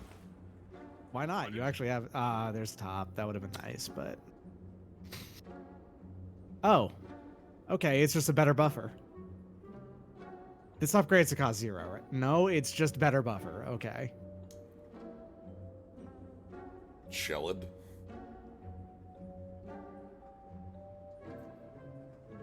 There is an exhibit in Lost Branch that has gain max life at the start of every fight, but it has a downside. Yeah, it gives you like a pretty big downside. It gives for your some fights. It effectively gives your opponents +2 strength for the first couple turns. +2, then +1. Yeah. Or if they're using lock on, you just get obliterated off the planet. If you get that early, and then you have the 3 fairies, and then Star is the one who gets to use her spell card, you're basically immediately dead. Yeah. I'm just gonna buy that and call it good. I love a Shelled Breaker. Shelled Breaker. I gotta break them shields. Mm-hmm.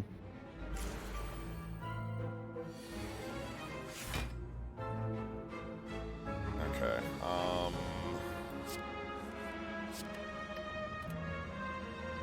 But yeah, I'm like, one of the things that I think makes sieges and battles as we see them playable is that the front side of most of the battles we see is like on rate for what you expect a spell at that cost to be. Yeah, on their face they're a decent enchantment. Because the first one we saw was 3 green for double rampant growth. We call that explosive vegetation. Yeah. And that card has been standard playable before. So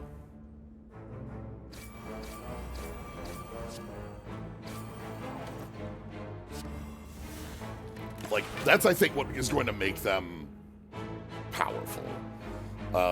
It feels like the removal is costed higher, in the sense that, like, if you're trying to, like, play removal spells that are on battles, they're not going to be as efficient as just playing a removal spell because they facilitate themselves, where you play them removal spell and then attack the battle.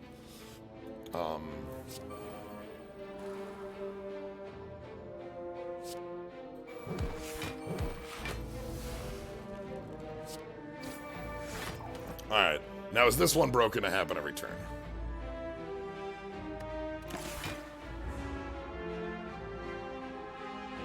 No? No, it would be at the start, right? Okay, so...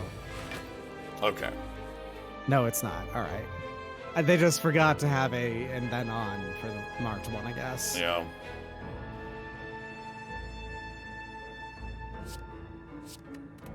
The other thing is that battles appear to be in all colors, but the Gruul plan is apparently based around battles. Yeah, Gruul gets cards that are more effective at attacking battles in the set. Like, they have like plus, they get like +1/+1 when attacking a battle, or I have to look through the set to see if there just are in fact more in red and green. There's one more at common red battle and one and green. Red and green get +1 battle. So more real than morph matters for Khans of Tarkir and blue green. Where it was they had basically the exact same number of. They had 2 more, if I remember right. Both of them were at uncommon, so they didn't show up.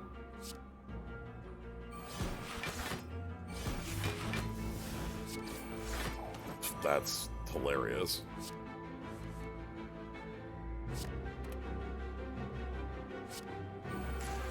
But yeah, the Tarkir block just had problems with rarities in general. Yeah. Cards at the wrong rarities. The dragon set having no dragons at common. Despite the fact that they did put a dragon at common in the set previous. Yeah. It was a bad dragon, but it was a dragon nonetheless. So it actually would have been playable in Dragons of Tarkir. Oh no. But you if I remember right, you did draft Fate Reforged first, but even still. Yes. You wouldn't know that you were in Dragon's Matter until you got into Dragons Tarkir anyway. Because you weren't playing dragons until that point. Yeah.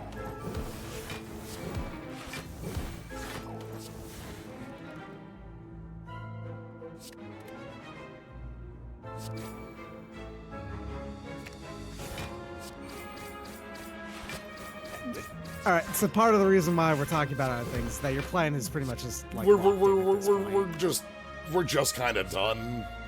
Yeah. You just gain this is a classic mod of you're gaining a bunch of block as you attack and you're doing a decent amount of damage, so you're just kind of solving the problem that way. More time walks is always nice. Sure. It exhausts, so it's not even going to stay in your deck for long.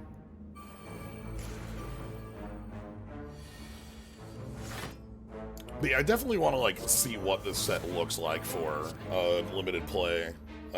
Yeah, it's definitely not going to be one that's going to be clear about how it plays until you actually sit down and play it, I think. Yeah, that's a big part of it. Especially, so one thing with that too is that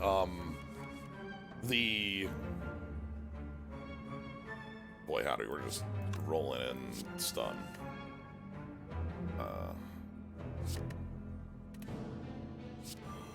But yeah, like if we're talking about constructed, battles are a much different ask than in limited, right? Because in limited, we're talking like a value bit where taking the time off to attack a battle could possibly actually happen. Yeah, and you can draft around evasive creatures, or whereas in constructed, is it worth it to play a card that you have to effectively is handing your opponent 5 life in an aggro deck? Probably not. That's kind of the thing. That's the question, right? And I think it's basically going to be one of those card by card bits where we're going to see ones that are worth it, basically just based on efficiency of with the front and back. I feel like is what it is. Yeah. Because if that means that taking the turn off to deal 4 damage to the battle, and then it flips up to something that will deal 8 damage the turn after, then that's clearly worth it. Because that'll speed things up. Yeah, and a lot of the creatures on the back are pretty sizable. Most of them are 3/3s though. Like there's there's one that's just a Sarah Angel on the back. Yeah. Like there's just stun. I don't. Does your intent still change if you're stunned? No. Cool. Nope. I guess most of them are 3/3s on the back. Those are the ones that clearly aren't actually for constructed. Right. Those are the ones for limited. Right, and that's gonna be the thing there is that like.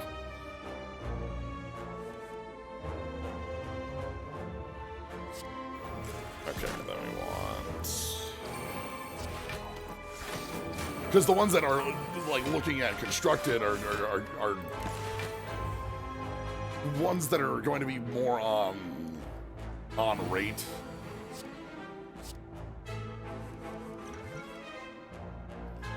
There's a red dinosaur that does a good questing beast impression. That's true.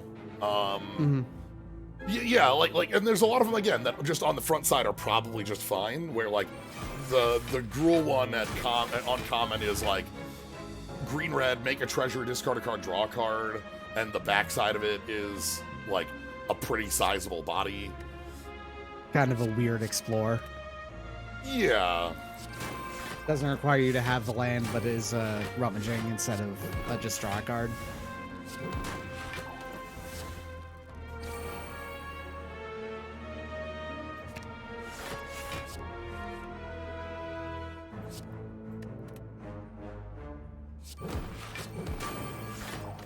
And yeah, weird explorers, especially in colors that wouldn't normally get them, they're usually pretty playable, so. Yeah.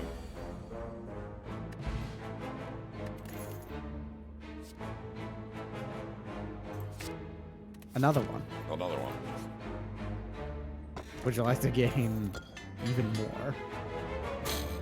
Sure. Whatever. That's one of the least enthusiasm driving ones I could think of, but.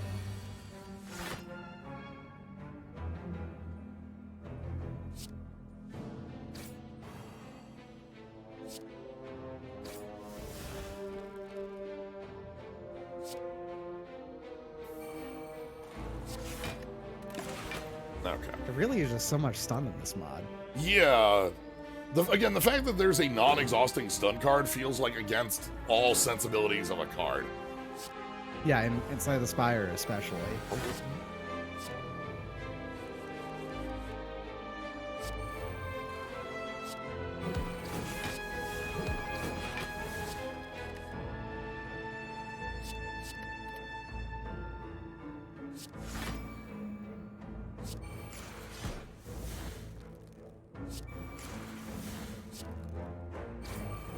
The other thing is that with battles is that all of the ones we've seen do have a subtype of siege, so yeah. It's almost certainly that there's going to be other kinds of battle.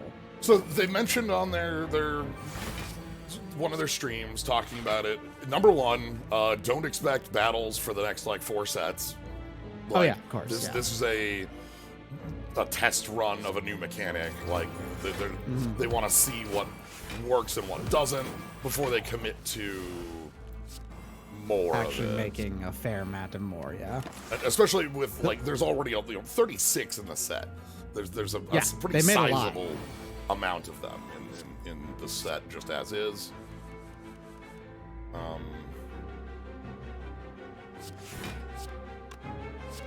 They made sure that battle was a major mechanic of this set at the very least, Yes. and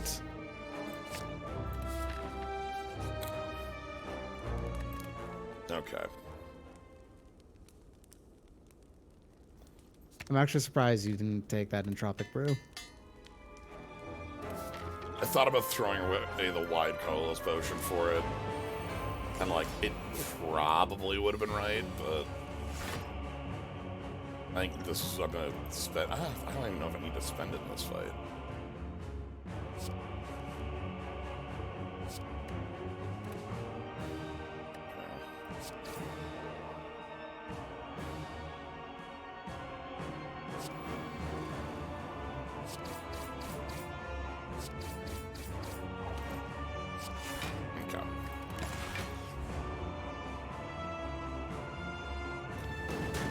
Now the real question is if there's going to be a battle good enough that you could play it alongside Tarmogoyf and get that boy into like a 9-10. Yeah. I don't know if they necessarily went soft on their power in that sense. Like when we're looking at when you mentioned Smuggler's and Skull Clamps, those were not. Those are cards that were underestimated. Yeah, those were not cards that were like pushed to try to make the card type cool. Those were flat mistakes. Those were just, we fucked up really hard. Mm-hmm.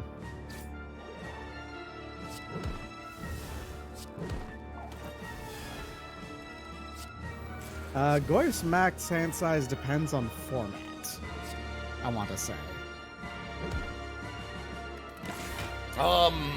Assume like vintage, I guess.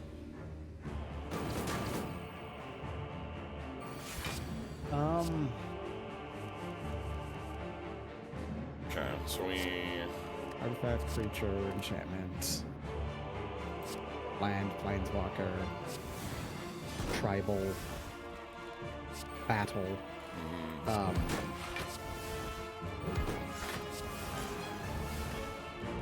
That's 7. Well, there's 6 More. and then tribal and battle, right? Like, yeah.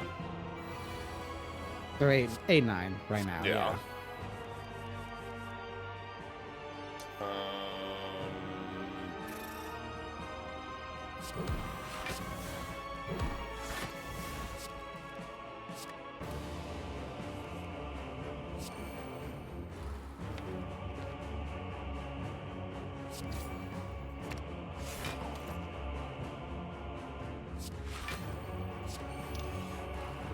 Any new obscure type usages?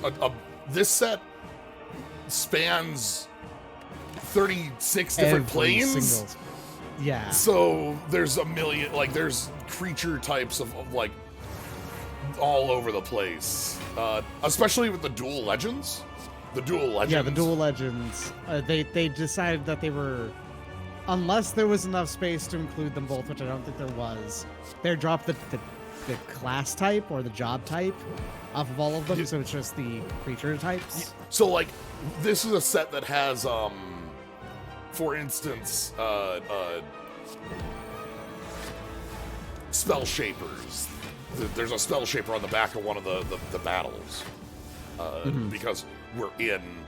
There's a battle of Mercadia, the invasion of. The cards aren't named battle for. So there's a lot of differing creature types, card types all over the place in this. I really like letting them do like exploration of planes that would not be worth it to have on a full set. Oh, you mean like Segovia? Yes, a full set of Segovia literally can't work. Yeah, Segovia is the tiny plane where everything is the size of, they're tiny. It only works in Tom comparison. Thumb says yeah. So of course they had the wonderful joke of the Battle of Segovia, that it flips over into the Titan of Titans, the grandest beast that they've ever encountered, larger than all of the whales of Segovia. It's just like a house centipede. Yeah, it's a house centipede grabbing onto a leg. Yeah. Just a 3/3? Yeah, it's a 3/3. 1/1 token with trample. Yeah. I don't think they had any part that was set on Fabus in the Bean world, unfortunately. They also did not go back to Arabian Nights. Yeah, because they don't want to. Rabaya is a problematic plane of they did that before they figured out what Magic was like. Yes. Apparently, it was considered the set. There was a point where it was in there, but it got cut for pretty obvious reasons. Mm-hmm. Time to play Spets, by the way. Oh, right, of course. Sorry. Just but yeah, there's a lot of planes that are like literal one-off mentions from plane chase, but also one-off mentions from like really old novels, The Thran, or Urza's Legacy era stuff, specifically, like a lot of old ones like that, and this letting them give them a little bit more fleshing them out, but not having to set a whole, plane on them. All right, somebody said $1, Bob. I'm gonna hit the button. 9:30. Okay, higher than I thought. I got here late. Yeah. Duetic at 900?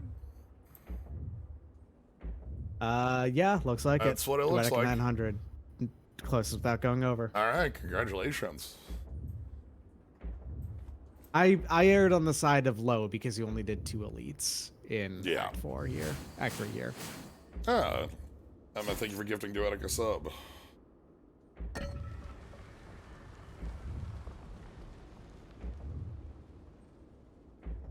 I just now noticed you grabbed Empty Cage. I'm assuming that was to get rid of your garbage starting cards. Yep. But it was Empty Cage, Transform all defense and strikes, and 3 relics of the bell. No energy Nice. relic on first one. Not that we needed it, obviously, but.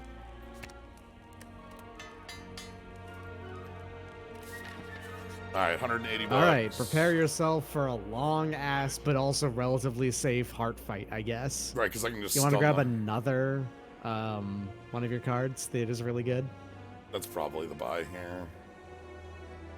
Yeah, like look at the rest of this, is that it doesn't look very useful aside from doing that. Third Vapors. 31,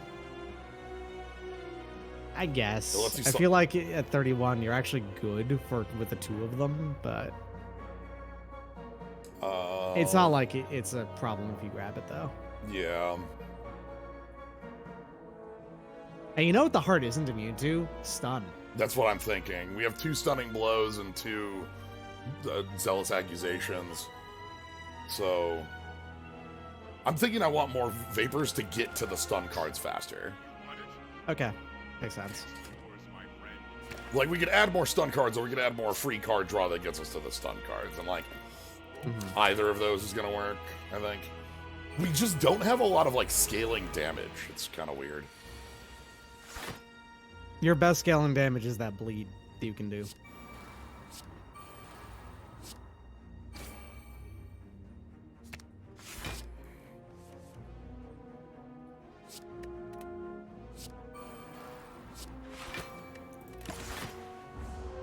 Yeah, we're just, we have this slow setup.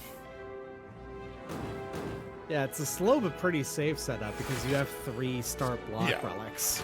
Yeah. Okay,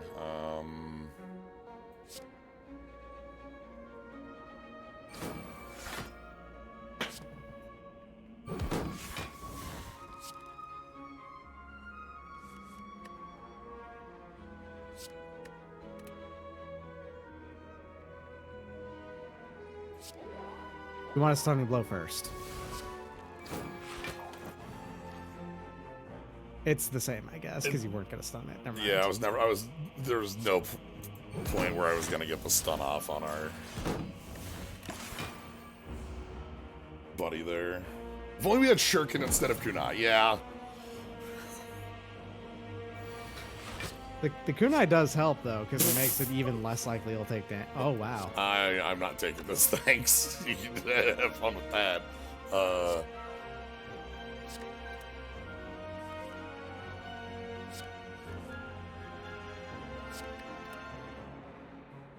There it is.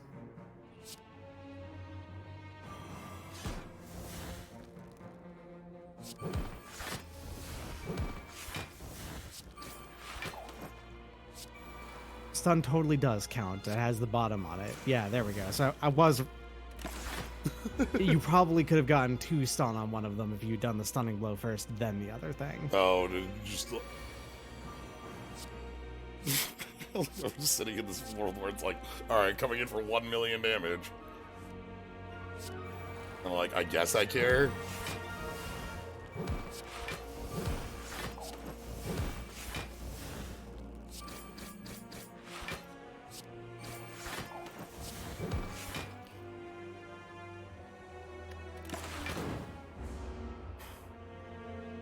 81 damage isn't even going to hit me. I'm not going to take a point from this.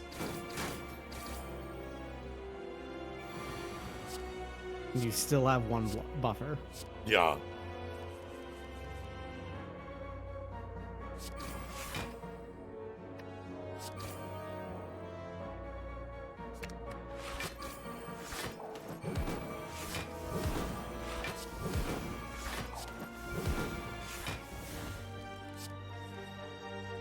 Weird. It's not applying bleed to the other one. It's not dealing That's damage. actually a debuff. Oh, okay. Yeah, that makes sense. I thought it was attacks, not damage done. Yeah.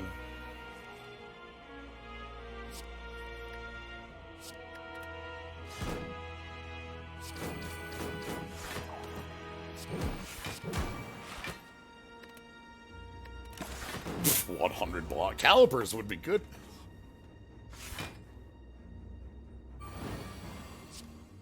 You know, the thing is, though, it would be. Yeah, you know, they say that, but they're right.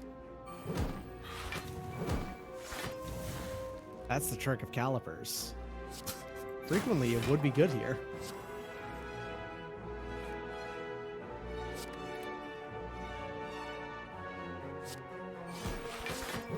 Okay.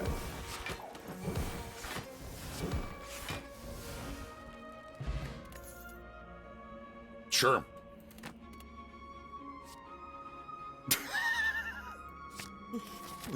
Also, sure. Sure.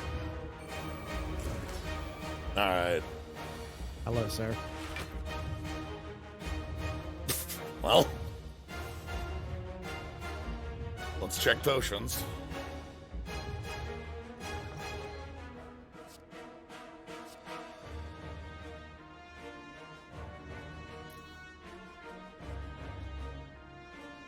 That's all right, I guess.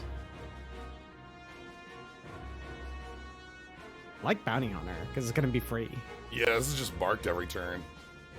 Mm-hmm. Your first attack every turn does double damage. Sounds great. And then we can Quiet Colonists.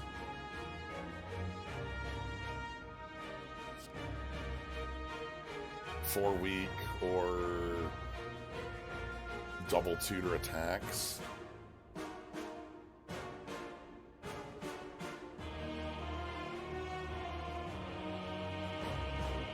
Secret Weapon does let you tutor up another tutor. Yeah, so I can go Secret Weapon for Pick to the Face. Pick to the Face for Vapors. Use Vapors to make Stunning Blow probably cause 0, so you don't ever have to worry about Yeah. losing it. Probably should just stun this turn. Get down, discard this. Play a Highwayman. I find it intensely, I do mean this, intensely funny that it seems like the Darkest Dungeon mod might be the mod with so much stun in it that you'd be able to take down the heart without ever letting it do anything, when that is the exact opposite for how the heart in Darkest Dungeon itself works, where you straight up cannot prevent it from killing your guys.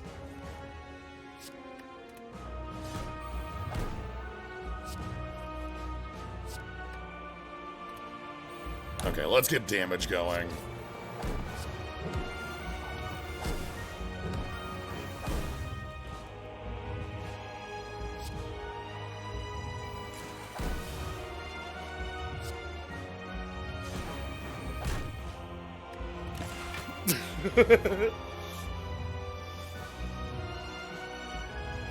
Okay, so I won't be able to stun the Heart of this. Darkness instead of just the regular old the heart.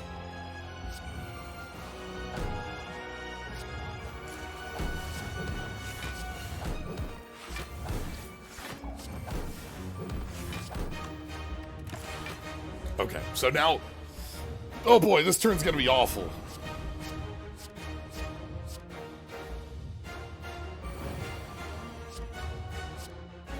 Yeah, you're drawing most of those.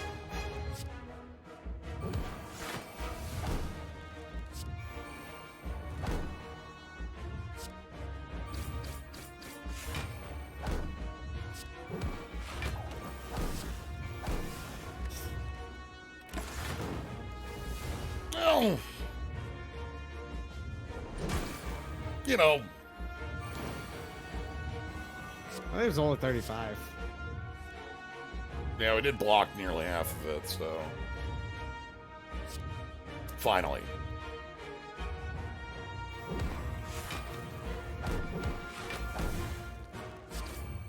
Pick to the face. Is there anything left that I need to be...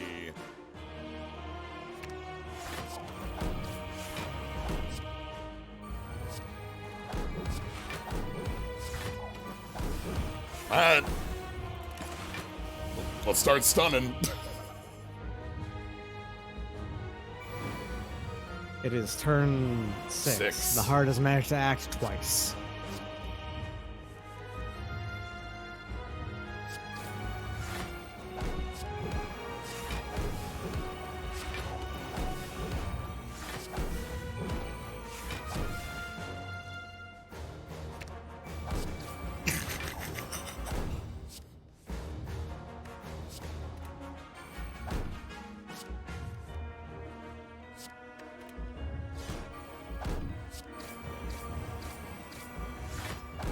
We are at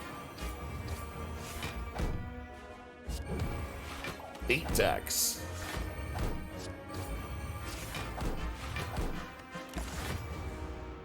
And 50 bleed. It is turn 7. The heart has managed to act twice.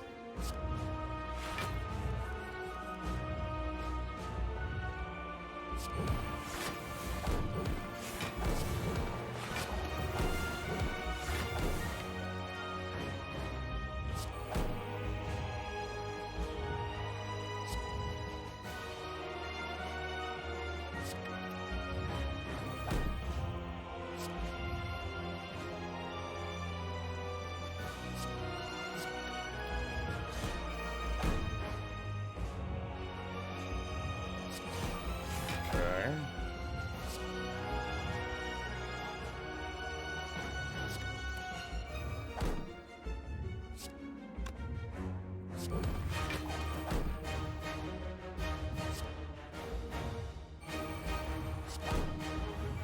I think the heart is finally going to act. Messed up. I know. Who lets that happen? You have a minimum of 2 turns left. Oh, no, you don't. Yes, you do. That actually count as... Yeah. Also, that is, in fact, just Thorns, then. Yes. It's just Thorns by another name. There's nothing mechanically different from it.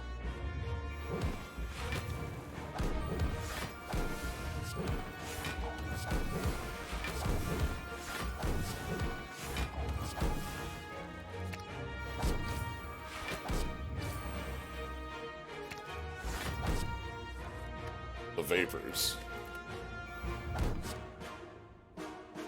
Love to get the Vapors. Vape life. They're just... Boy, howdy. And now we're just able to draw through basically the entire deck in a turn. Because of... And also everything costs 0. Okay. Well... You put it into Heartbreak, and it has 2 life left. It dies at the end of its turn because of bleed.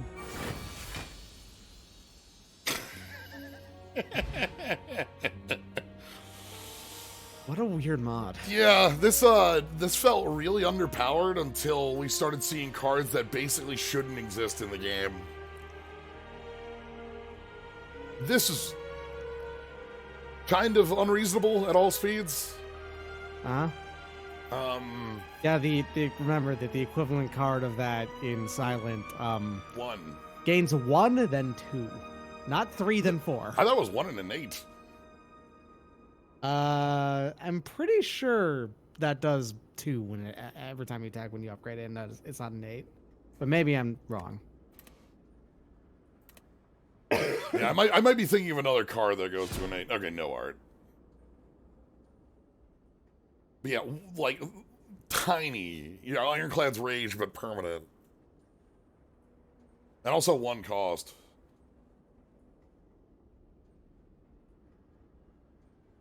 Yeah, this mod checked a lot of boxes, not all of them good.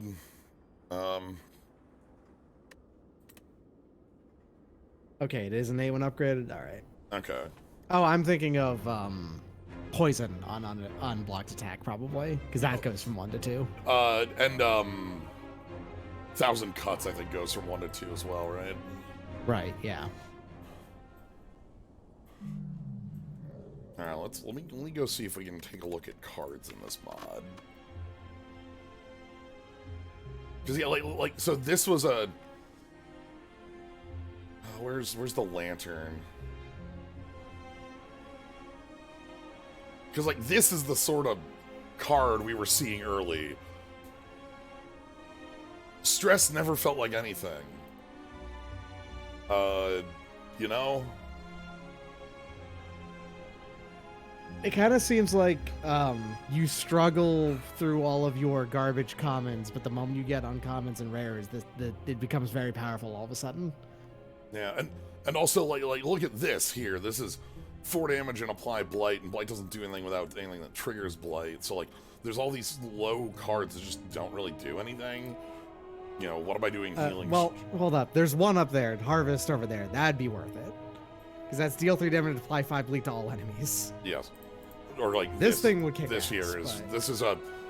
this costs a pretty good penny in from the shop when you buy it.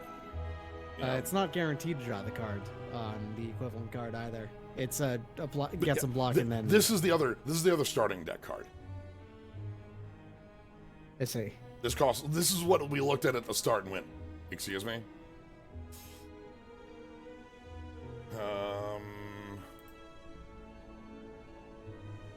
Another? Oh, yeah, that's just another. There's more stun? And it's really good. There was more stun? This is a stun card that gains you. It doesn't of course it goes. Okay, all right, okay, all right. We also saw, if we're checking boxes, there was another card. Where is it? This one. Can you spot the problem here? Yeah. This doesn't exhaust. Yeah. This is the infinite heal encourager. Yeah. Again, like this, light is really awkward because like if you go high, and also hugely overcosted. Yeah, well, I have to go to 7 light to get +1 dex a turn, and I have to go to -7 light to get +1 strength and vuln myself. So like.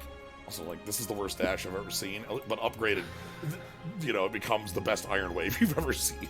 So... Yeah. Yeah, I don't know. Really weirdly costed cards across the board here. Yeah. And also cards that just flat out shouldn't exist. It is both some of these are super, super weak, and then some of them are really strong. Mm-hmm.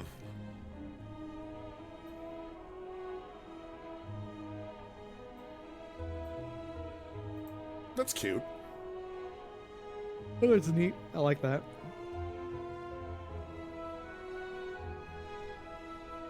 Oh, is this the Jester move? Yes. Gain 2 temporary strength when below 50% of HP. I don't know if they meant to word it that way. I bet it works the way you'd want it to, but... Yeah. The way that's worded is weird. And this one lists what it counts as a debuff.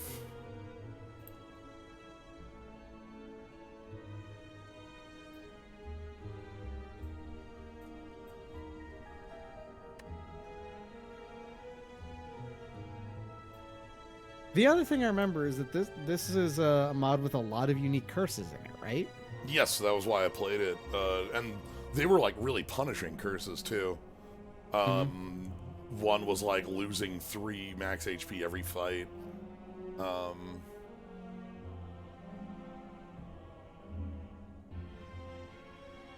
Yeah, I don't know.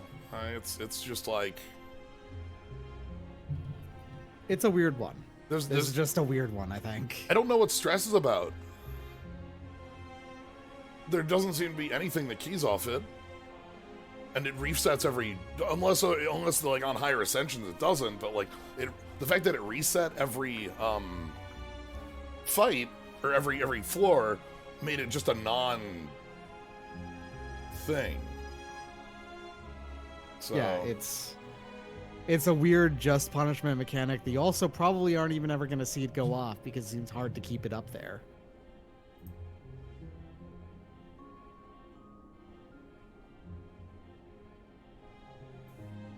wow, you're telling me I can get 9 damage if I work really hard? This is the sort of like dichotomy of it, or like this here. When you attacked and dealt damage, apply blight to all enemies. So you have to take a hit, and then you apply blight to them, which doesn't do anything. Yeah, how many cards that trigger blight actually are in this? Because I only saw the one. Yeah, let's try to.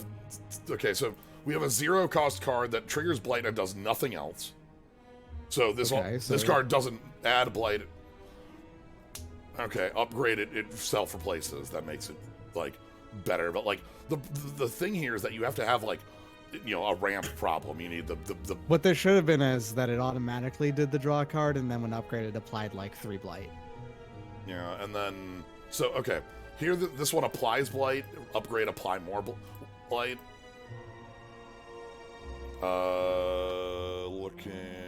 Looking.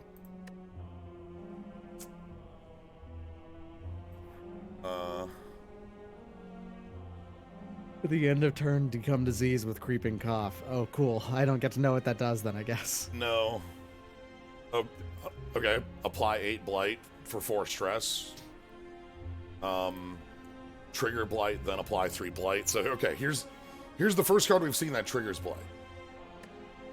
That also applies it. So we've got 2 cards that trigger it. Unfortunate too that it triggers it triggers first and then applies it. That's annoying. Yeah, so it doesn't do anything on its first activation. So we've got 2, and 2 of them we have 3 cards and 2 of them need to be upgraded. Okay, here's a card that's reasonable on the plan. Like, I wouldn't feel bad about that card. Applies blight, but doesn't do anything with it. Want to point out Hellion. If you had the Hellion and Shuriken, that's a ridiculous combo.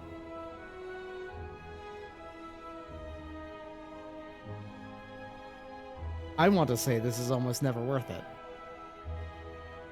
Boy, howdy.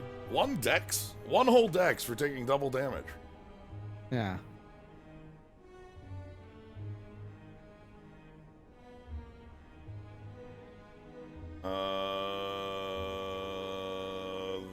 This. There are 5 cards that trigger blight. Yeah, it's not enough. There are 3 cards that stun. That's too many. Yeah. The Hellion there, which is whenever you gain strength, add an attack to your hand that costs 0 this turn. Yeah, like you hear we have a number of the curses that are from this one in particular. Nats. That just that tell motherfucker. Hey, Nats.